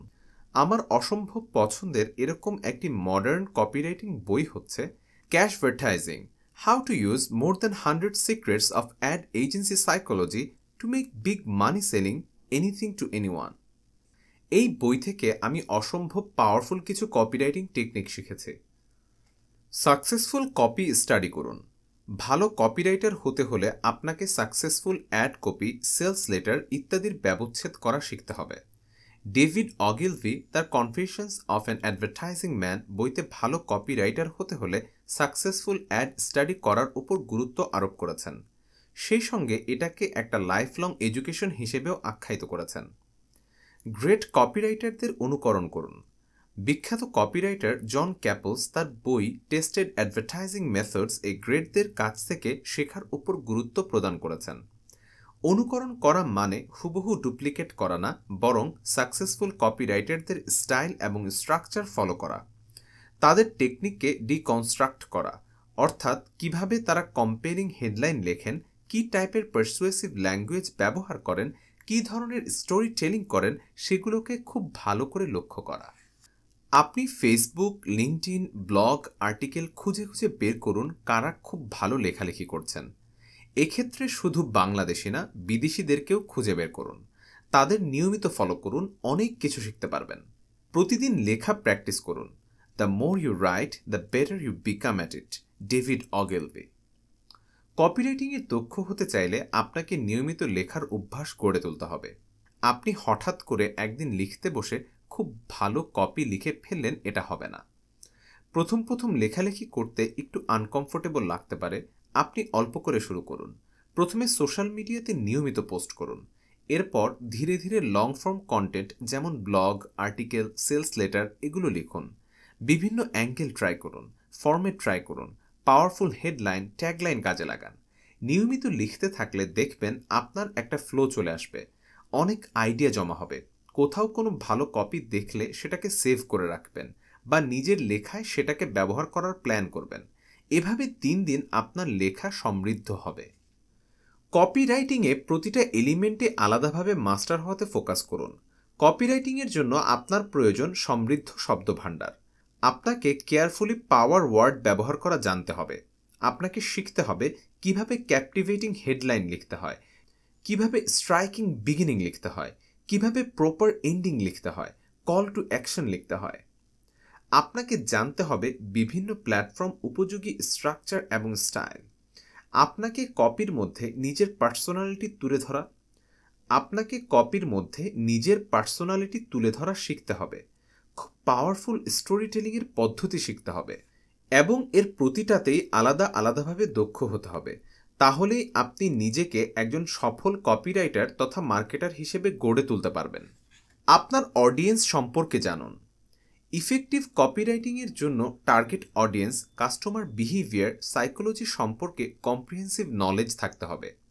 সায়েন্টিফিক অ্যাডভার্টাইজিং বইতে ক্লডি হপকিন্স একটা কথা বলেছিলেন, ভালো কপি লেখার জন্য আপনার অডিয়েন্সের ডিজায়ার এবং কনসার্ন বোঝাটা জরুরি। এজন্য আপনাকে কাস্টমার রিসার্চ করাটাও শিখতে হবে। Test, optimise. কপিরাইটিং একটা ইটারেটিভ প্রসেস। আপনাকে বিভিন্ন কপি টেস্ট করে দেখতে হবে কোনটা ভালো কাজ করছে, এরপর সেটাকে নিয়মিত অপটিমাইজ করতে হবে। নিচের লেখাটা আমি হিন্দুস্তান ইউনিলিভার এর ম্যানেজিং ডিরেক্টর সঞ্জীব মেহতা অবসর গ্রহণ করার পর লিখেছিলাম। ব্র্যান্ড প্র্যাকটিশনার্স বাংলাদেশ গ্রুপ, আমার পার্সোনাল ফেসবুক এবং লিঙ্কডইন প্রোফাইল সহ বিভিন্ন জায়গায় লেখাটি অত্যন্ত জনপ্রিয় হয়েছে। এই লেখার প্রথম লাইনটি ছিল, ইন্ডিয়ার অন্যতম সেরা বিজনেস লিডার সঞ্জীব মেহতা হিন্দুস্তান ইউনিলিভারের এমডি এবং সিইও পদ থেকে অবসর গ্রহণ করলেন। ইনি সেই বিখ্যাত ব্যক্তি যিনি একসময় ইউনিলিভার বাংলাদেশকে পতনের হাত থেকে রক্ষা করেছিলেন। মজার ব্যাপার হচ্ছে, আমার লেখার প্রথম ভার্সনে সঞ্জীব মেহতা যে বাংলাদেশ ইউনিলিভারের দায়িত্বে ছিলেন এটা বেশ নিচের দিকে ছিল। পরে আমি এটাকে শুরুতেই নিয়ে আসি। সেই সঙ্গে বাংলাদেশ ইউনিলিভারকে উনি পতনের হাত থেকে রক্ষা করেছিলেন এটাও মেনশন করি শুরুতেই। এই লেখাটি জনপ্রিয় হওয়ার পেছনে ভেতরের কন্টেন্ট অবশ্যই গুরুত্বপূর্ণ, কিন্তু অগিলভি বলেছিলেন যে মানুষ আগে হেডলাইন দেখে, সুতরাং প্রথম কয়েকটি লাইন খুবই গুরুত্বপূর্ণ। Popular copywriting framework. কপিরাইটিংয়ের কাজটা সহজ করার জন্য ভালো মার্কেটাররা বিভিন্ন ফ্রেমওয়ার্কের শরণাপন্ন হন। আমি এখানে এরকম কিছু ফ্রেমওয়ার্ক উল্লেখ করছি। আপনি এগুলো নিয়ে গুগলে খুব ভালো করে সার্চ করবেন এবং এগুলো ভালো করে শিখে নেবেন। PAS, problem agitate solution. FAB, features, advantages, benefits. 4Ps, promise, picture, proof, push. AIDA, attention, interest, desire, action. কপিরাইটিংয়ের ওপর কোর্স বা ট্রেনিং করুন। কপিরাইটিংয়ে সলিড ফাউন্ডেশন তৈরি এবং দক্ষ হওয়ার জন্য উপযুক্ত ব্যক্তিদের কাছে ট্রেনিং করুন বা কোর্স করুন। আমি নিজে যে কোনো বিষয় শিক্ষার জন্য স্ট্রাকচার্ড লার্নিংয়ের ভীষণ ভক্ত। এক্ষেত্রে আমি অর্থ, সময়, এনার্জি খরচ করতে বিন্দুমাত্র কুণ্ঠা বোধ করি না। বিভিন্ন জায়গা থেকে, ইউটিউব টাইপের ফ্রি রিসোর্স থেকে লো কোয়ালিটি লার্নিংয়ের চেয়ে অ্যাডভান্স ট্রেনিং, কোর্স, বই পড়ে শিখতে আমি নিজে পছন্দ করি। এতে লার্নিং সলিড এবং ইফেক্টিভ হয়। নিয়মিত আপডেটেড থাকুন। বর্তমানের বিজনেস দুনিয়া খুব দ্রুত ইভলভ করছে, তাই আপনাকে latest trend, topic, technique, tools, industry সম্পর্কে সবসময় আপডেটেড থাকতে হবে। এজন্য latest blog, article, podcast, social media post, YouTube ভিডিওর মাধ্যমে নিজেকে আপডেটেড রাখুন। পরিশেষে কপিরাইটিংয়ে মাস্টার হওয়া একটা কন্টিনিউয়াস জার্নি। আপনার লার্নিংয়ের পেছনে ইফোর্ট এবং নিয়মিত প্র্যাকটিস করার উপর নির্ভর করে আপনি কত দ্রুত দক্ষতা অর্জন করবেন। Keep learning, keep practising. আপনি অবশ্যই নিজেকে সেরাদের সেরা হিসেবে গড়ে তুলতে পারবেন।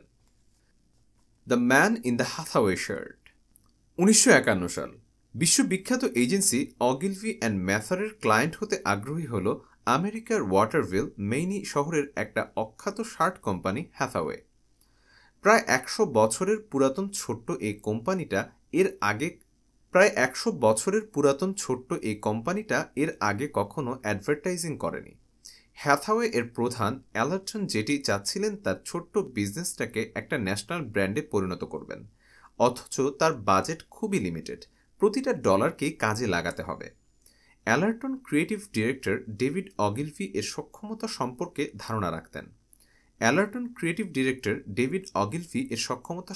ধারণা রাখতেন। তিনি অগিলভিকে গিয়ে বললেন, আমার বাজেট মাত্র $30,000। আমি জানি আপনি সাধারণত যে কাজ করেন তার থেকে এটা অনেক কম। আমার কাজ করে আপনি হয়তো অনেক টাকা আয় করবেন না, কিন্তু আপনাকে আমি 2টা প্রমিস করছি। প্রথমত, আমার কোম্পানি ভবিষ্যতে যত বড়ই হোক আমি আপনার এজেন্সিকে কোনো দিনও ফায়ার করব না। দ্বিতীয়ত, আপনার কপির একটা শব্দ কোনো দিনও পরিবর্তন করব না। এজেন্সিগুলো কাজ করতে গিয়ে যে সমস্যার মুখোমুখি হয় তার মধ্যে এই দুইটা ছিল অন্যতম। এমন ইরেজিস্টিবল প্রপোজালে অগিলভি রাজি না হয়ে পারলেন না। হ্যাথাওয়ে ক্যাম্পেইনের জেনারেল আইডিয়াটা ছিল যে একজন মডেল হ্যাথাওয়ের সুন্দর কিছু শার্ট পরে পরিপাটি ভদ্রলোক সেজে ছবি তুলবে। চরম বোরিং। কিন্তু অগিলভি তো এমনি এমনি ফাদার অফ অ্যাডভার্টাইজিং হননি। জানতেন তাকে আনঅর্থোডক্স কিছু করতে হবে। তিনি জানতেন তার প্রয়োজন একটা big idea. It takes a big idea to attract the attention of consumers and get them to buy your product. Unless your advertising contains a big idea, it will pass like a sheep in the night. I doubt if more than one campaign in 100 contains a big idea. David Ogilvy. ফটোশুটে আসার পথে অগিলভি একটা ওষুধের দোকানে থামলেন এবং সেই দোকান থেকে মাত্র 5 সেন্ট দাম দিয়ে বেশ কয়েকটা আই প্যাচ কিনলেন। ফটোশুট শুরু হওয়ার কিছুক্ষণের মধ্যে অগিলভি মডেল ব্যারন জর্জ র্যাঙ্গেল একজন অভিজাত রাশিয়ানের চোখে সেই আইপ্যাচগুলোর একটা পরিয়ে দিলেন। এরপর ফটোগ্রাফারকে বললেন, এভাবে বেশ কিছু ছবি তোলো, দেখা যাক কোনগুলো বেশি ভালো লাগে। ফটোগ্রাফার নিজের মতো করে কিছু ছবি তুললেন। আইপ্যাচ ছাড়া হ্যাথাওয়ে ক্যাম্পেইনটা ছিল জাস্ট অন্য 10টা শার্টের অ্যাডভার্টাইজিংয়ের মতো। সুন্দর ব্যাকগ্রাউন্ডের সামনে ভালো একটা শার্ট পরে এক ভদ্রলোকের ছবি, আর আইপ্যাচ সহ অ্যাডটাতে তৈরি হলো একটা স্টোরি অ্যাপেল। পাঠকের মনের মধ্যে একটা কিউরিসিটি তৈরি হলো, ভদ্রলোকের চোখে আইপ্যাচ কেন? তার কি একটা চোখ নষ্ট? কিভাবে উনি চোখ হারিয়েছেন? ক্যাম্পেইন লঞ্চ করার পর সেটার রেজাল্ট হলো আশাতীত।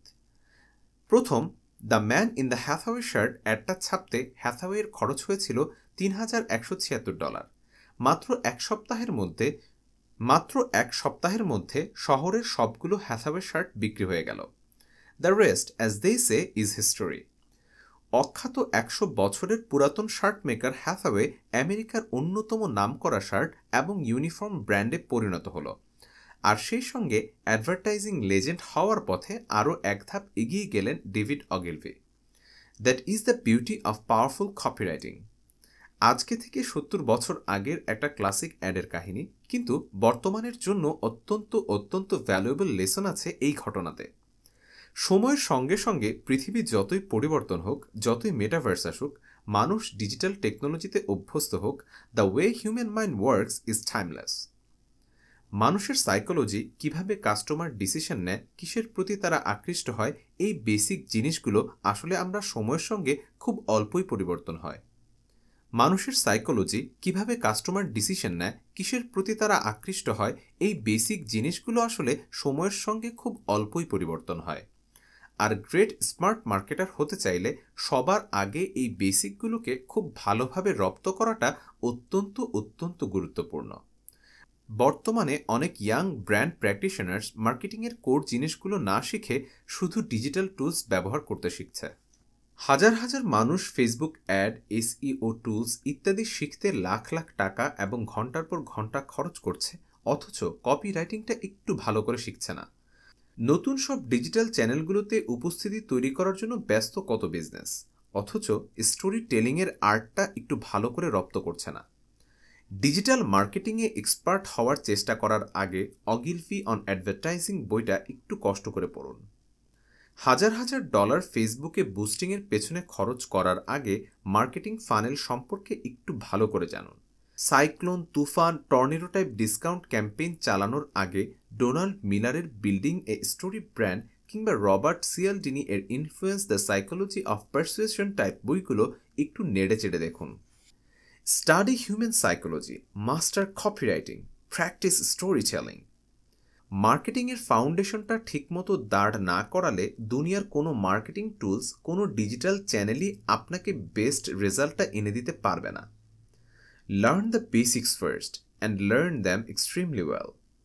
বাংলাদেশে হ্যাথাওয়ে এর মতো সাকসেসফুল ব্র্যান্ড স্টোরি তৈরি হোক আপনার হাত ধরে। Conversational marketing, make your brand human again. আপনি যদি স্মার্ট মার্কেটার হিসেবে নিজেকে প্রতিষ্ঠিত করতে চান, তাহলে শুধু টুলস জানলে চলবে না, আপনাকে হতে হবে কমিউনিকেশন এক্সপার্ট। এআই ডমিনেটেড মার্কেটিংয়ের দুনিয়াতে তাই একটা কনসেপ্ট খুব গুরুত্বপূর্ণ, কনভারসেশনাল মার্কেটিং। কনভারসেশনাল মার্কেটিং হচ্ছে একটা মার্কেটিং অ্যাপ্রোচ যেখানে বিজনেসগুলো তাদের অডিয়েন্সের সঙ্গে রিয়েল টাইম পার্সোনালাইজড ইন্টারেক্টিভ কনভারসেশনে লিপ্ত হয়। এই কনভারসেশন বা কথোপকথনের ডিজিটাল চ্যানেলের মধ্যে আছে website, social media, messaging app, chatbot ইত্যাদি। কনভারসেশনাল মার্কেটিং কাস্টমারের অনুসন্ধানে তাৎক্ষণিক সাড়া দেবে, প্রসপেক্টকে বাইং জার্নিতে গাইড করবে, ডিপ কাস্টমার ইনসাইট কালেক্ট করবে।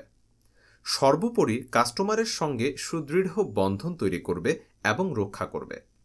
কনভারসেশনাল মার্কেটিং একটা seamless one to one customer experience দেওয়ার উপর ফোকাস করে। প্রযুক্তি কাজে লাগিয়ে অডিয়েন্সের সঙ্গে এঙ্গেজ হয় এবং তাকে কিনতে সাহায্য করে। ট্র্যাডিশনাল মার্কেটিং ছিল একমুখী বা ওয়ান ওয়ে। বিজনেসগুলো অডিয়েন্সের উদ্দেশ্যে তাদের মেসেজ প্রিন্ট মিডিয়া, রেডিও, টেলিভিশনের মাধ্যমে ব্রডকাস্ট করত। এই মিডিয়াগুলো ছিল একমুখী কমিউনিকেশন চ্যানেল। তখনকার মার্কেটিং মেথড তাই ইফেক্টিভ হলেও সেখানে পার্সোনাল টাচের অভাব ছিল। ইনফরমেশন শুধু বিজনেস থেকে কাস্টমারের দিকে ধাবিত হতো। ফিডব্যাক এবং এঙ্গেজমেন্টের অপরচুনিটি ছিল না বললেই চলে। ইন্টারনেট এবং ডিজিটাল টেকনোলজি আবির্ভাবের পর মার্কেটিংয়ের বিবর্তন শুরু হলো। ওয়েবসাইট, ইমেল, সোশ্যাল মিডিয়ার বদৌলতে বিজনেসগুলো তাদের অডিয়েন্সের কাছে পৌঁছানোর নতুন মাধ্যম পেল। এই মিডিয়াগুলোর মাধ্যমে টু ওয়ে কমিউনিকেশন অনেক সহজ হয়ে উঠল। ফলে বিজনেসগুলো যেমন অডিয়েন্সের কাছে তাদের মেসেজ নিয়ে পৌঁছাতে পারবে, তেমনি কাস্টমারও তার চাহিদা, আকাঙ্ক্ষা, প্রত্যাশা, দাবি, উদ্বেগ, অভিযোগ সরাসরি বিজনেসকে জানাতে পারবে খুব সহজেই। এই মডার্ন যুগে বিজনেসগুলোর জন্য তাই কনভারসেশনাল মার্কেটিং একটা ভাইটাল অ্যাপ্রোচ। ট্রেডিশনাল মার্কেটিং থেকে ডিজিটাল মার্কেটিংয়ের দুনিয়াতে ট্রানজিশনের সময় ব্র্যান্ডগুলো এক নতুন সমস্যার মুখোমুখি হয়েছিল। সেটা হচ্ছে টুলস, অ্যালগোরিদমের আধিপত্যে ব্র্যান্ডগুলো কিছুটা যান্ত্রিক হয়ে পড়ছিল। কিন্তু কাস্টমার যান্ত্রিকতা চায় না। কাস্টমার যান্ত্রিক ব্র্যান্ড পছন্দ করে না। কাস্টমার খোঁজে হিউম্যান ব্র্যান্ড যারা তার কথা শুনবে, তার সঙ্গে কথা বলবে, তার সমস্যা বুঝে কাস্টমাইজড সলিউশন সাজেস্ট করবে, তাকে বাইং জার্নির প্রতিটা ধাপে গাইড করবে। আর কাস্টমারের এই চাওয়াটুকু পূরণ করার জন্যই ব্র্যান্ডগুলোকে কনভারসেশনাল মার্কেটিংকে সাদরে বরণ করে নিতে হবে। একমাত্র কনভারসেশনাল মার্কেটিংয়ের দ্বারাই সম্ভব ব্র্যান্ডগুলোকে যান্ত্রিক হতে আবারও হিউম্যান ব্র্যান্ডে রূপান্তর করতে। বর্তমান যুগে কাস্টমারের চাহিদা, পার্সোনালাইজড সাজেশন, কাস্টমাইজড সলিউশন। বর্তমান যুগে কাস্টমারের চাহিদা, personalised suggestion, customised solution. Customer চায় স্পেশাল ফিল করতে। মায়া অ্যাঙ্গেলু বলেছিলেন, I have learned that people will forget what you said. People will forget what you did, but people will never forget how you made them feel. Data এবং AI ব্যবহার করে এখন ব্র্যান্ডগুলো প্রত্যেক কাস্টমারকে তার unique need এবং preference অনুযায়ী content, product, solution suggest করতে পারে।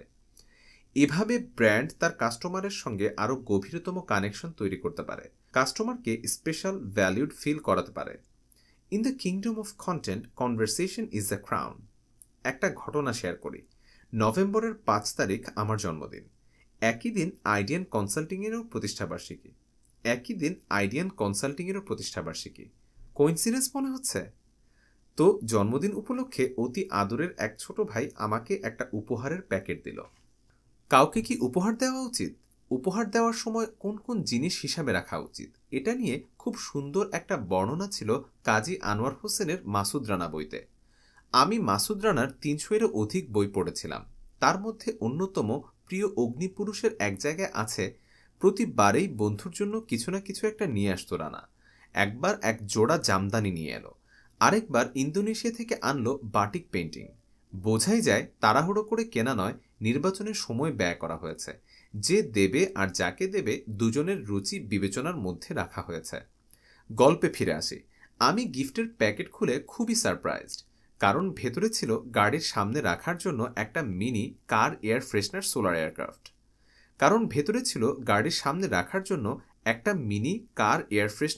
এয়ারক্রাফট। অ্যারোপ্লেনের পাখাটা সূর্যের আলো পেলে ঘুরতে থাকে। জন্মদিনে আমরা বিভিন্ন ধরনের গিফটই পাই, কিন্তু এটা ছিল খুবই থটফুল এবং পার্সোনালাইজড, যা আমার কাজে লাগবে। এভাবে ব্র্যান্ডগুলো কাস্টমারের সঙ্গে থটফুল পার্সোনালাইজড রিলেশনশিপ তৈরি করতে পারে কনভারসেশনাল মার্কেটিংয়ের মাধ্যমে। কনভারসেশনাল মার্কেটিংকে এমনভাবে ডিজাইন করা সম্ভব যেন কাস্টমারের প্রতি ইম্প্যাথি দেখানো যায়। এর মাধ্যমে ব্র্যান্ডগুলো কাস্টমারের ইমোশন বুঝে তার প্রতি সহানুভূতিশীল হয়ে থাকবে। এই ধরনের ইমোশনাল ইন্টেলিজেন্স জেনুইন রিলেশনশিপ তৈরির চাবিকাঠি। একটা কথা এখানে বলে রাখা ভালো, কনভারসেশনাল মার্কেটিং এআই চ্যাটবোট শুনলে অনেকেই মনে করেন এগুলো শুধু বড় বড় ব্র্যান্ডের জন্য, ছোট বা মিডিয়াম সাইজ বিজনেসের জন্য না। এটা পুরোপুরি ভুল একটা ধারণা। টেকনোলজির ব্যবহার সবার জন্য, বরং ছোট বিজনেসের যেহেতু ইনভেস্টমেন্ট রিসোর্স সংকট থাকে, টেকনোলজির সর্বোচ্চ ব্যবহার তাদের নিশ্চিত করা উচিত। বেসিস এর ট্রেনিং অঙ্গ প্রতিষ্ঠান BITM এর একজন ট্রেনার হিসেবে আমি ইউনাইটেড ইন্টারন্যাশনাল ইউনিভার্সিটি UIU-তে সোশ্যাল মিডিয়া মার্কেটিংয়ের ওপর পোস্ট গ্র্যাজুয়েট ডিপ্লোমা কোর্স নিচ্ছি। কিছুদিন আগে একটা ক্লাসে আমার স্টুডেন্টরা প্রেজেন্টেশনের সময় দেশীয় নামক এক বাংলাদেশি ফেসবুক পেজ দেখায় যারা ক্লোদিং আইটেম বিক্রি করে। কিছুদিন আগে একটা ক্লাসে আমার স্টুডেন্টরা প্রেজেন্টেশনের সময় দেশীয় নামক এক বাংলাদেশি ফেসবুক পেজ দেখায় যারা ক্লোদিং আইটেম বিক্রি করে। পেজের বায়োতে থাকা নিচের লেখাটি আমাকে খুবই আকৃষ্ট করে। স্বাগত কোনো বিজনেস পেজে না, বরং একটা পরিবারে। কেনাকাটা করতে হবে না, আসুন গল্প করি। লক্ষ্য করুন এখানে দেশীয় সবাইকে কত আপন করে নিয়েছে বলে মনে হচ্ছে, গল্প করতে আহ্বান জানাচ্ছে। মনে রাখবেন, if content is king then conversation is the crown. আমি 2013-14 সালে প্রথম আমার একটা ই-কমার্স বিজনেস ভেঞ্চারে চ্যাটবটের ব্যবহার শুরু করি। বাংলাদেশে সেই সময় অনলাইন শপিং এতটা জনপ্রিয় হয়নি, চ্যাটবট তো অনেক দূরের কথা। চ্যাটবটের ব্যবহার আমাদের অনেক ইফোর্ট বাঁচিয়ে দিলেও আমি লক্ষ্য করি কাস্টমাররা এতে খুব একটা স্বাচ্ছন্দ্য বোধ করছে না। তাদের মনোভাব চ্যাটবট বুঝতে না পারার কারণে তারা উপযুক্ত সার্ভিস পাচ্ছিল না। শেষ পর্যন্ত কাস্টমার কেয়ার রিপ্রেজেন্টেটিভকেই ইনভলভড হতে হয়েছিল। কিন্তু বর্তমানের natural language processing NLP capability সম্পন্ন চ্যাটবটগুলো কাস্টমারের মেসেজ বা কথার টোনের তারতম্য নির্ণয় করতে পারে। এর ফলে কমিউনিকেশন লেস রোবোটিক হয়, আরও বেশি হিউম্যান লাইক হয়। ফলে কাস্টমার আরও অথেন্টিক এবং রিলেটেবল ব্র্যান্ড এক্সপিরিয়েন্স পায়। মার্কেটারদের কাস্টমারের উদ্দেশ্যে কথা বলা বন্ধ করে কাস্টমারের সঙ্গে আলোচনা বা কনভারসেশন বা ডায়ালগ শুরু করতে হবে। তাদের আমন্ত্রণ জানাতে হবে আপনার কাছে প্রোডাক্ট, সার্ভিস, অফার সম্পর্কিত প্রশ্ন করতে, ফিডব্যাক দিতে। আমি আমার যে কোনো বিজনেস স্ট্র্যাটেজি ট্রেনিংয়ের শুরুর দিকে যে অসম্ভব গুরুত্বপূর্ণ টপিকটা শেখাই সেটা হচ্ছে কম্পিটিটিভ অ্যাডভান্টেজ। কিভাবে আপনার বিজনেসকে কম্পিটিটরদের থেকে ডিফারেন্সিয়েট করতে হয় সেটা। কনভারসেশনাল মার্কেটিং অ্যাপ্রোচের মাধ্যমে আপনি কাস্টমারকে একটা টপ নচ কাস্টমার সার্ভিস এবং কাস্টমার এক্সপিরিয়েন্স দিতে পারবেন। এর ফলে আপনি নিজেকে মার্কেটে আপনার কম্পিটিটরদের থেকে ডিফারেন্ট হিসেবে তুলে ধরতে পারবেন, যা আপনাকে একটা কম্পিটিটিভ অ্যাডভান্টেজ দেবে। কনভারসেশনাল মার্কেটিং স্মার্ট মার্কেটিংয়ের অন্যতম গুরুত্বপূর্ণ এলিমেন্ট। কাস্টমারের সঙ্গে বন্ধুত্বপূর্ণ সম্পর্ক গড়ে তুলতে এটাকে সঠিকভাবে কাজে লাগান। Make your brand human again. Conversational marketing step by step guideline for success. Conversational marketing approach আপনাকে প্ল্যান করতে সাহায্য করে কিভাবে আপনার অর্গানাইজেশন কাস্টমারদের সঙ্গে কমিউনিকেট করবে। হিউম্যান কাস্টমার সার্ভিসের পাশাপাশি ChatGPT এবং গুগল বার্ডের মতো কনভারসেশনাল AI টুল আমাদের জন্য এই যাত্রাটা অনেক সহজ করে দিয়েছে। স্টার্টআপ, SME থেকে শুরু করে মাল্টিন্যাশনাল কোম্পানি সবাই এটাকে ব্যবহার করে উপকৃত হতে পারে। কিন্তু যেহেতু AI ড্রিভেন কনভারসেশনাল মার্কেটিং একটা নতুন অ্যাপ্রোচ, অনেক ব্র্যান্ডই এখনও ঠিকমতো বুঝে উঠতে পারছে না কিভাবে এটাকে কাজে লাগাবে। চলুন আমরা একটা স্টেপ বাই স্টেপ গাইডলাইনের মাধ্যমে কনভারসেশনাল মার্কেটিংয়ের প্ল্যান তৈরি করি, যা আপনার সফলতাকে ত্বরান্বিত করবে। 1. আপনার অডিয়েন্সকে ভালোভাবে বুঝুন। আপনার অডিয়েন্স হচ্ছে ভিন্ন ভিন্ন চাহিদা এবং পছন্দের একাধিক ব্যক্তির সমাহার। বিখ্যাত কফি ব্র্যান্ড স্টারবাকস তার প্রতিটা কাস্টমারের নিড বুঝে তাকে কাস্টমাইজড বেভারেজ এবং স্ন্যাক্স সাজেস্ট করে। আপনিও তেমনি সবার আগে আপনার অডিয়েন্সকে ক্লিয়ারলি ডিফাইন করুন। তাদের নিড, পেইন পয়েন্ট এগুলো আইডেন্টিফাই করুন। এজন্য আপনাকে অবশ্যই আইডিয়াল কাস্টমার অ্যাভাটার তৈরি করতে হবে। কিভাবে কাস্টমার অ্যাভাটার তৈরি করতে হয় এটা নিয়ে অনেকেই কনফিউশনে ভোগেন। আমি এজন্য একটা মিনি কোর্স তৈরি করেছিলাম। কোর্সটির নাম ইকো সিগন্যাল কাস্টমার টার্গেটিং। এই কোর্সটি আপনি আইডিয়ান কনসাল্টিংয়ের ওয়েবসাইটে গিয়ে কমপ্লিটলি ফ্রিতে করতে পারবেন। সঙ্গে টেমপ্লেটও দেওয়া আছে যেটা আপনি নামিয়ে ব্যবহার করতে পারবেন। নিচের লিঙ্কে গিয়ে আপনি এই কোর্সটিকে 2. সঠিক কমিউনিকেশন চ্যানেল বেছে নিন। বর্তমানে সোশ্যাল মিডিয়া সহ অসংখ্য চ্যানেল আছে এবং আরও নতুন নতুন চ্যানেলের জন্ম হচ্ছে। আপনাকে সব চ্যানেলে যেতে হবে না, যেগুলো আপনার জন্য রেলিভেন্ট শুধু সেগুলোতেই আপনি থাকবেন। উদাহরণস্বরূপ, আপনার টার্গেট গ্রুপ যদি টিকটকে থাকে, আপনি টিকটকে প্রেজেন্ট থাকবেন। যদি লিঙ্কডইনে থাকে, তাহলে আপনাকে সেখানে যেতে হবে। আপনি B2B বিজনেসে থাকলে ক্লায়েন্টের সঙ্গে কমিউনিকেশন এবং সাপোর্টের জন্য হোয়াটসঅ্যাপ বেছে নিতে হতে পারে। আমি আইডিয়ান কনসাল্টিং প্রতিষ্ঠার পর ফেসবুক, লিঙ্কডইন ওয়েবসাইটের সঙ্গে আরেকটি কমিউনিকেশন চ্যানেল বেছে নিই, সেটা হচ্ছে ইমেইল। আমার ক্যারিয়ার শুরু হয়েছিল কোড ক্রাফটার্সে, যেটি একজন আমেরিকান দ্বারা প্রতিষ্ঠিত। কোড ক্রাফটার্সের প্রাইমারি বিজনেস পার্টনার এবং মাল্টিপল ফরচুন 500 কোম্পানি সহ 300-ও অধিক ক্লায়েন্ট সবাই আমেরিকাতে অবস্থিত। আমাদের partner, advertiser, marketing agency, client সবাই বাইরের হওয়ায় তাদের সঙ্গে কমিউনিকেশন করার মেজর মিডিয়াম হচ্ছে ইমেইল। তাই আমি ইমেইল কমিউনিকেশনে অত্যন্ত কমফোর্টেবল। ইন্টারেস্টিং ব্যাপার হচ্ছে, বাংলাদেশে ইমেল কমিউনিকেশন খুব একটা জনপ্রিয় না, স্পেশালি মার্কেটিংয়ের ক্ষেত্রে। কিন্তু আমি আইডিয়ানের কনসাল্টিং ক্লায়েন্ট বা স্টুডেন্টদের সঙ্গে ইমেইলে কমিউনিকেশন শুরু করি এবং প্রথম থেকেই ইমেইলের ক্ষেত্রে কনভারসেশনাল অ্যাপ্রোচ বেছে নিই। অর্থাৎ একদম গদবাঁধা বোরিং ইমেইল লেখা থেকে সরে এসে নিজের মন মতো নিজস্ব স্টাইলে ইমেইল পাঠাই। এর রেজাল্ট হয়েছে অভাবনীয়। গত কয়েক বছরে আমার ইমেইল মার্কেটিং প্ল্যাটফর্ম থেকে আমি নিজে 25 লাখের বেশি ইমেইল পাঠিয়েছি। মাসে আমি গড়ে 1000 খানেক ইমেইল রিসিভ করি। আপনি যদি আমার সঙ্গে বেশ কিছুদিন কানেক্টেড থাকেন, তাহলে আপনি জানেন যে আমি নিজে প্রায় বেশিরভাগ সময়ই ইমেইলের রিপ্লাই দিই। এভাবে ইমেইল কনভারসেশনের মাধ্যমে আমার অনেকের সঙ্গে সুন্দর সম্পর্ক তৈরি হয়েছে, অনেক আলোচনা হয়েছে। অনেকে আমাকে ইমেল করে তাদের ব্যক্তিগত সমস্যার কথা বলেন, তাদের স্বপ্নের কথা বলেন। একজন ভদ্রলোক আমাকে নিয়মিত ইমেল করেন যার সন্তান অটিস্টিক। তাই তিনি অটিস্টিক শিশু এবং তাদের পিতামাতাদের জন্য একটা নতুন ধরনের প্ল্যাটফর্ম তৈরির প্ল্যান করছেন। আমি তাকে বেশ কিছু আইডিয়া শেয়ার করেছি। আমি ইমেল পাই অসংখ্য স্টুডেন্টের কাছ থেকে যারা আমার কোর্স করতে আগ্রহী, কিন্তু ফিনান্সিয়াল সমস্যার কারণে পুরো পেমেন্ট করতে পারছে না। আমি যথাসম্ভব প্রত্যেককে হেল্প করি। অনেক মিড লেভেল প্রফেশনাল আমাকে তাদের ক্যারিয়ার নিয়ে ফ্রাস্ট্রেশনের কথা বলেন। অনেক ইয়াং প্রফেশনাল ক্যারিয়ার গাইডলাইন চান। অনেক স্টার্টআপ উদ্যোক্তা আমাকে পিচ ডেক পাঠান রিভিউ করার জন্য। অনেকে নতুন বিজনেস আইডিয়া শেয়ার করেন। অনেক হাউসওয়াইফ কিভাবে ঘরে বসে ব্যবসা করবেন সে ব্যাপারে টিপস চান। অনেকে আমাকে ফিডব্যাক দেন, বিভিন্ন সাজেশন দেন, ইন্টারেস্টিং সব আইডিয়া দেন। এগুলো সবই আমাকে সমৃদ্ধ করে।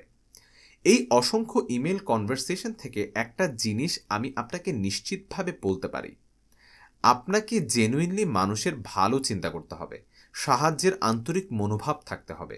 শুধু কনভারসেশনাল মার্কেটিং করার স্বার্থে কনভারসেশন করলে সেটা হবে ফাঁপা, অন্তঃশ্বাস শূন্য, এবং সেটা লং রানে ফলপ্রসূ হবে না। 3. আপনার টুলস সিলেক্ট করুন। মনে করুন আপনি একজন আর্টিস্ট। রং তুলি হচ্ছে আপনার টুলস। হাতের তুলিকে কাজে লাগিয়ে আপনাকে ক্যানভাসে অদ্ভুত সুন্দর ছবি ফুটিয়ে তুলতে হবে, আর এজন্য আপনাকে উপযুক্ত তুলি বেছে নিতে হবে। ঠিক একইভাবে আপনাকে কনভারসেশনাল মার্কেটিংয়ের টুলস বেছে নিতে হবে। এই টুলসগুলোর মধ্যে chatbot, messaging app, chat GPT type AI টুল থাকবে। অনলাইনে একটু রিসার্চ করলেই আপনি অনেক টুল পেয়ে যাবেন। আপনার বিজনেসের অবজেক্টিভ, কাস্টমারের নিড, আপনার বাজেট, টিমের দক্ষতা এগুলো কনসিডার করে সঠিক টুল বেছে নিন। তবে মনে রাখবেন, আপনার হতে হবে মার্কেটিংয়ের মাইকেল অ্যাঞ্জেলো, মার্কেটিংয়ের লিওনার্দো দা ভিঞ্চি। উপযুক্ত টুলসেট কাজে লাগিয়ে সেরা আউটপুটটা বের করে আনতে হবে আপনাকে। Number 4, engaging conversation plan design করুন। বিশ্ববিখ্যাত বই হ্যারি পটারের লেখিকা JK রাউলিংকে মনে আছে? তার লেখা এতটাই ম্যাজিক্যাল ছিল যে আমি বুয়েটের টার্ম ফাইনাল পরীক্ষার পড়া বাদ দিয়ে সারা রাত ধরে হ্যারি পটার পড়ে শেষ করেছিলাম। সিরিজের 7টি বই আমি এখন পর্যন্ত 8 বার করে পড়েছি। আপনাকেও এমনভাবে কাস্টমারের সঙ্গে এঙ্গেজড হতে হবে যেন সে আপনার ব্র্যান্ডের প্রতি চুম্বকের মতো আকর্ষিত হয়। আপনাকে আপনার কনভারসেশন দ্বারা কাস্টমারকে ধরে রাখতে হবে, আর তাই অডিয়েন্সের সঙ্গে আপনি কী ধরনের কনভারসেশন করতে চান, আপনার টোন ল্যাঙ্গুয়েজ কেমন হবে, আপনার রেসপন্স কেমন হবে, এগুলো সব ফুললি প্ল্যান করে ফেলতে হবে। 5. আপনার টিমকে ট্রেনিং প্রদান করুন।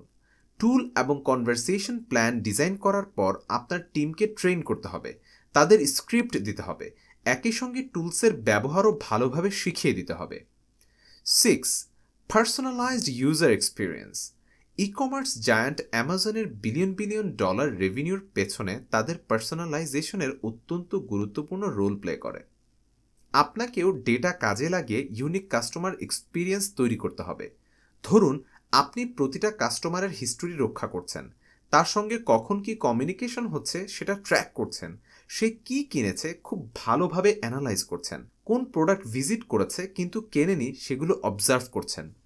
এই ডেটাগুলোকে কাজে লাগিয়ে আপনি প্রতিটা ইন্ডিভিজুয়াল কাস্টমারকে পার্সোনালাইজড সাজেশন দিতে পারবেন। 7. Optimise and learn. সর্বোপরি আপনাকে নিয়মিত শিখতে হবে এবং অপটিমাইজ করতে হবে। যেসব কোম্পানি কনভারসেশনাল মার্কেটিংয়ে ভালো করছে তাদের নিয়মিত ফলো করুন। প্রয়োজনে আপনার কম্পিটিটরদের অ্যানালাইসিস করে নিজেদের অ্যাপ্রোচ ফাইন টিউন করুন। এভাবে step by step conversational marketing plan তৈরি করলে আপনি আপনার প্রতিদ্বন্দ্বীদের থেকে এমনিতেই অনেক এগিয়ে থাকবেন। তারপর সেই প্ল্যান সঠিকভাবে ইমপ্লিমেন্ট করে কাস্টমারের সঙ্গে আরও দৃঢ় বন্ধন তৈরি করতে পারবেন এবং সেলস বৃদ্ধি করতে পারবেন। আমরা এতক্ষণ স্টোরি ড্রিভেন মার্কেটিংয়ের বিভিন্ন অ্যাঙ্গেল নিয়ে ডিসকাস করলাম। কপিরাইটিং, কনভারসেশনাল মার্কেটিং সম্পর্কে ইন ডিটেলস জানলাম। এই নলেজ প্র্যাকটিক্যাল ফিল্ডে অ্যাপ্লাই করে আপনার স্মার্ট মার্কেটিং আরও অনেক ইফেক্টিভ হবে। স্টোরি নিয়ে সব ব্র্যান্ডই কাজ করে, তবে লাক্সারি ব্র্যান্ডের জন্য স্টোরি টেলিং বাধ্যতামূলক, কারণ স্টোরি ছাড়া লাক্সারি ব্র্যান্ড হয় না। A dream and a story differentiates luxury brands from premium brands. এই চ্যাপ্টারটি তাই আমরা লাক্সারি ব্র্যান্ডের স্ট্র্যাটেজি দিয়ে শেষ করব। The luxury strategy. Luxury brand এবং প্রিমিয়াম ব্র্যান্ড সেম জিনিস না। Just being expensive does not equal luxury. আমরা অনেক সময় এক্সপেন্সিভ হলে সেটাকে লাক্সারি প্রোডাক্ট বা সার্ভিস বলে মনে করি, কিন্তু বেশিরভাগ সময়ই সেগুলো আসলে প্রিমিয়াম, অর্থাৎ যত বেশি প্রাইস তত বেটার কোয়ালিটি, বেটার সার্ভিস, এগুলো হচ্ছে premium brand. Luxury is not comparative, luxury is exclusivity. একটা প্রিমিয়াম ব্র্যান্ড থেকে একটা লাক্সারি ব্র্যান্ডের দূরত্ব শত আলোকবর্ষ। ভালো quality material, service, high range price দিয়ে হয়তো একটা প্রিমিয়াম ব্র্যান্ড তৈরি করা যায়, কিন্তু একটা লাক্সারি ব্র্যান্ড তৈরি করা যায় না। A dream and a story differentiates luxury brands from premium brands. Recently আমি বাংলাদেশে এখন পর্যন্ত হাতে গোনা কয়েকটির মধ্যে অন্যতম লাক্সারি জুয়েলারি ব্র্যান্ড আমিশিকে পুরোপুরি কাস্টমাইজড লাক্সারি স্ট্র্যাটেজি ট্রেনিং এবং কনসালটেন্সি প্রদান করছিলাম। মাত্র কয়েক বছর আগে যাত্রা শুরু করা আমিশি বাংলাদেশের আলট্রা রিচ অ্যাফ্লুয়েন্ট সোসাইটিতে অত্যন্ত জনপ্রিয় একটা লাক্সারি জুয়েলারি ব্র্যান্ড হিসেবে পরিচিত। বাংলাদেশে অন্যতম সাড়া জাগানো জাঁকজমকপূর্ণ ওয়েডিং ইভেন্ট ছিল মডেল এবং নায়িকা বিদ্যা সিনহা মিমের। মিম তার বিয়ের সবগুলো অনুষ্ঠানে আমিশি এর জুয়েলারি পরেছিলেন। একইভাবে বাংলাদেশ এবং আন্তর্জাতিক চলচ্চিত্র জগতে অত্যন্ত খ্যাতি অর্জন করা রেহানা মারিয়াম নূর তারকা আজমেরি হক বাঁধন লোকাল এবং ইন্টারন্যাশনাল অনেক প্রোগ্রামে আমিশি এর জুয়েলারি পরেই অ্যাটেন্ড করেছেন। যেহেতু বাংলাদেশে এখন পর্যন্ত লোকাল কিংবা গ্লোবাল লাক্সারি ব্র্যান্ডের সংখ্যা খুব অল্প, আমাদের দেশের আলট্রা রিচ অ্যাফ্লুয়েন্ট সোসাইটিকে সাধারণত সিঙ্গাপুর, দুবাই অথবা মিনিমাম ইন্ডিয়াতে যেতে হয় লাক্সারি প্রোডাক্ট বা সার্ভিস পেতে চাইলে। অথচ বাংলাদেশে লাক্সারি প্রোডাক্ট এবং সার্ভিসের চাহিদা যে দিন দিন বাড়ছে, সেটা ইদানিং ঢাকার রাস্তায় চলা চোখে পড়া BMW, মার্সিডিজ বেঞ্জ গাড়ির সংখ্যা দেখেই বোঝা যায়। প্রশ্ন হচ্ছে, এই আলট্রা রিচ অ্যাফ্লুয়েন্ট সোসাইটিকে টিজি ধরে কিভাবে সামনের দিনগুলোতে বাংলাদেশের লাক্সারি ব্র্যান্ড তৈরি করা যায়। The anti-lodge of marketing for luxury brands. ওপরের প্রশ্নটির উত্তর খুঁজতে গেলে আমাদের সবার আগে একটা কথা খুব ক্লিয়ার করে বুঝতে হবে। সেটা হচ্ছে আমাদের শেখা বেশিরভাগ ট্রেডিশনাল মার্কেটিং স্ট্র্যাটেজি লাক্সারি ব্র্যান্ডের জন্য কাজ করবে না। বরং লাক্সারি ব্র্যান্ডের জন্য কিছু ইউনিক মার্কেটিং স্ট্র্যাটেজি প্রয়োজন যা ট্রেডিশনাল মার্কেটিংয়ের পুরোপুরি উল্টো। আমি তাই লাক্সারি ব্র্যান্ডের জন্য এই বিশেষ মার্কেটিং স্ট্র্যাটেজিগুলোকে বলি অ্যান্টি-লজ অফ মার্কেটিং। চলুন আমরা লাক্সারি ব্র্যান্ডের জন্য 5টি অ্যান্টি-লজ অফ মার্কেটিং নিয়ে আজকে আলোচনা করি। Number 1, the role of luxury advertising is not to sell. Traditional মার্কেটিংয়ে আমাদের প্রধান টার্গেট থাকে প্রোডাক্ট সেল করা, আর তাই আমাদের অ্যাডগুলোতে ওয়েবসাইটে প্রাইস উল্লেখ করে বাই নাও টাইপের ক্লিয়ার কল টু অ্যাকশন দিয়ে থাকি। অন্যদিকে একটা লাক্সারি ব্র্যান্ড কখনোই তার প্রাইস বলে প্রোডাক্ট বিক্রি করার চেষ্টা করবে না। লাক্সারি ব্র্যান্ড যেটা সেল করে সেটা হচ্ছে ড্রিম। BMW এর নেক্সট ইয়ারের 90% সেলস টার্গেট একবার অটোমেটিক ফিল আপ হয়ে গিয়েছিল। তারপরও দেখা গেল তারা ভোগ জাতীয় ম্যাগাজিনগুলোতে নিয়মিত অ্যাড দিয়ে যাচ্ছে। এর কারণ জানতে চাইলে তাদের অন্যতম একজন এক্সিকিউটিভ বলেছিলেন, My job is to make sure that the 18 years olds in this country decides that as soon as they have the money, they will be buying a BMW. I have to see to it that when they go to bed at night, they are dreaming of BMW. I have to see to it that when they go to bed at night, they are dreaming of BMW. Number 2, communicate to those whom you are not targeting. মার্কেটিংয়ের শুরুতেই আমাদের basic স্টেপগুলোর একটা হচ্ছে টিজিকে খুব ভালোভাবে define করে শুধু তাদেরকেই টার্গেট করা। যারা আমার পোটেনশিয়াল কাস্টমার না তাদের কোনোভাবেই টার্গেট না করা। লাক্সারি মার্কেটিংয়ে এটা প্রযোজ্য না। কেউ যদি একটা লাক্সারি প্রোডাক্ট ব্যবহার করে কিন্তু সেই ব্র্যান্ডের নাম শুনে সাধারণ মানুষ রিকগনাইজ না করতে পারে, তাহলে অনেকখানি ভ্যালুই লস হয়ে যায়। এই কারণে লাক্সারি স্পোর্টস কার ফেরারি বিশাল খরচ করে ক্যাম্পেইনের পেছনে, অ্যাডভার্টাইজিংয়ের পেছনে। তারা জানে যে লাক্সারি স্পোর্টস কার মোটেই সবার জন্য না। আচ্ছা বলুন তো, আমাদের মধ্যে কার কার ভবিষ্যতে ফেরারি কেনার স্বপ্ন বা ইচ্ছে বা সামর্থ্য আছে? কিন্তু আপনি সবাই তো ফেরারির অ্যাড দেখি, নাম জানি, right? Exactly. Number 3, in luxury the brand does not chase the customer chases the brand. পৃথিবীর অন্যতম দামি লেডিস ব্যাগের প্রাইস বলতে পারবেন? অনুমান করুন তো, 10 সেকেন্ড সময়। অনুমান করুন তো, 10 সেকেন্ড সময়। পৃথিবীর অন্যতম দামি লেডিস ব্যাগ হচ্ছে হার্মিস বার্কিন ব্যাগ, যার হাইয়েস্ট প্রাইস $380,000। পৃথিবীর অন্যতম দামি লেডিস ব্যাগ হচ্ছে হার্মিস বার্কিন ব্যাগ, যার highest price $380,000।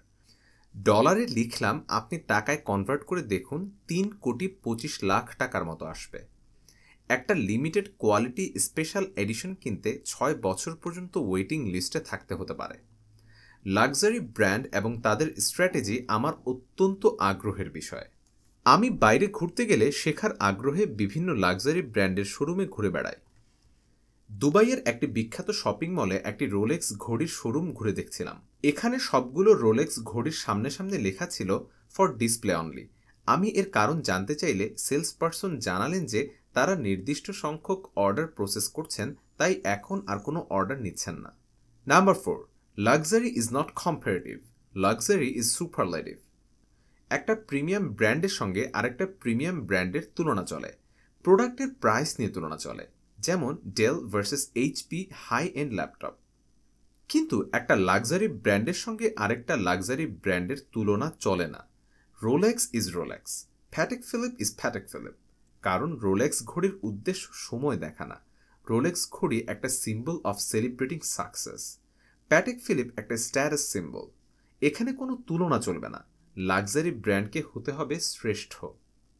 Number 5, the secret sauce for marketing success of A luxury brand, story telling. The secret sauce for marketing success of A luxury brand, story telling. Story telling ছাড়া কোনো luxury brand হতে পারে না। বিশ্বের অন্যতম নামকরা luxury jewellery brand টিফানি এর মার্কেটিংয়ের অন্যতম এলিমেন্ট হচ্ছে স্টোরি টেলিং অ্যারাউন্ড লাভ।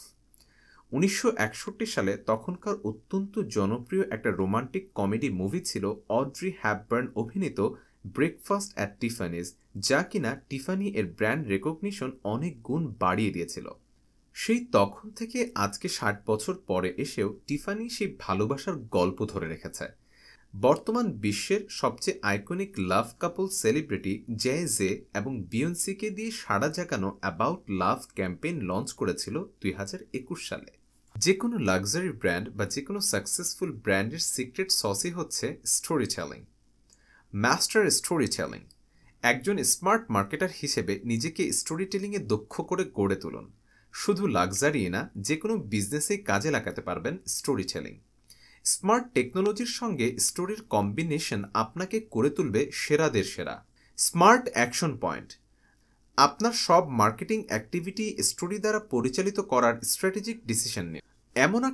এমন একটা কালচার ডেভেলপ করুন যেখানে মার্কেটিং হবে story driven. Step by step guideline কাজে লাগিয়ে একটা full fledged story driven marketing strategy তৈরি করুন। স্ট্র্যাটেজি অনুযায়ী বিভিন্ন স্টোরি ড্রিভেন মার্কেটিং প্ল্যান তৈরি করুন। কাস্টমারের অ্যাটেনশন পেতে ইফেক্টিভ কপিরাইটিংয়ে মনোনিবেশ করুন। নিজের এবং টিমের মেম্বারদের মধ্যে কপিরাইটিং স্কিল ডেভেলপ করুন। কাস্টমারের সঙ্গে কমিউনিকেশনের জন্য একটা full fledged conversational marketing plan তৈরি করুন। আপনারা শুনছেন let radio presents audio book smart marketing. লিখেছেন মার্ক অনুপম মল্লিক।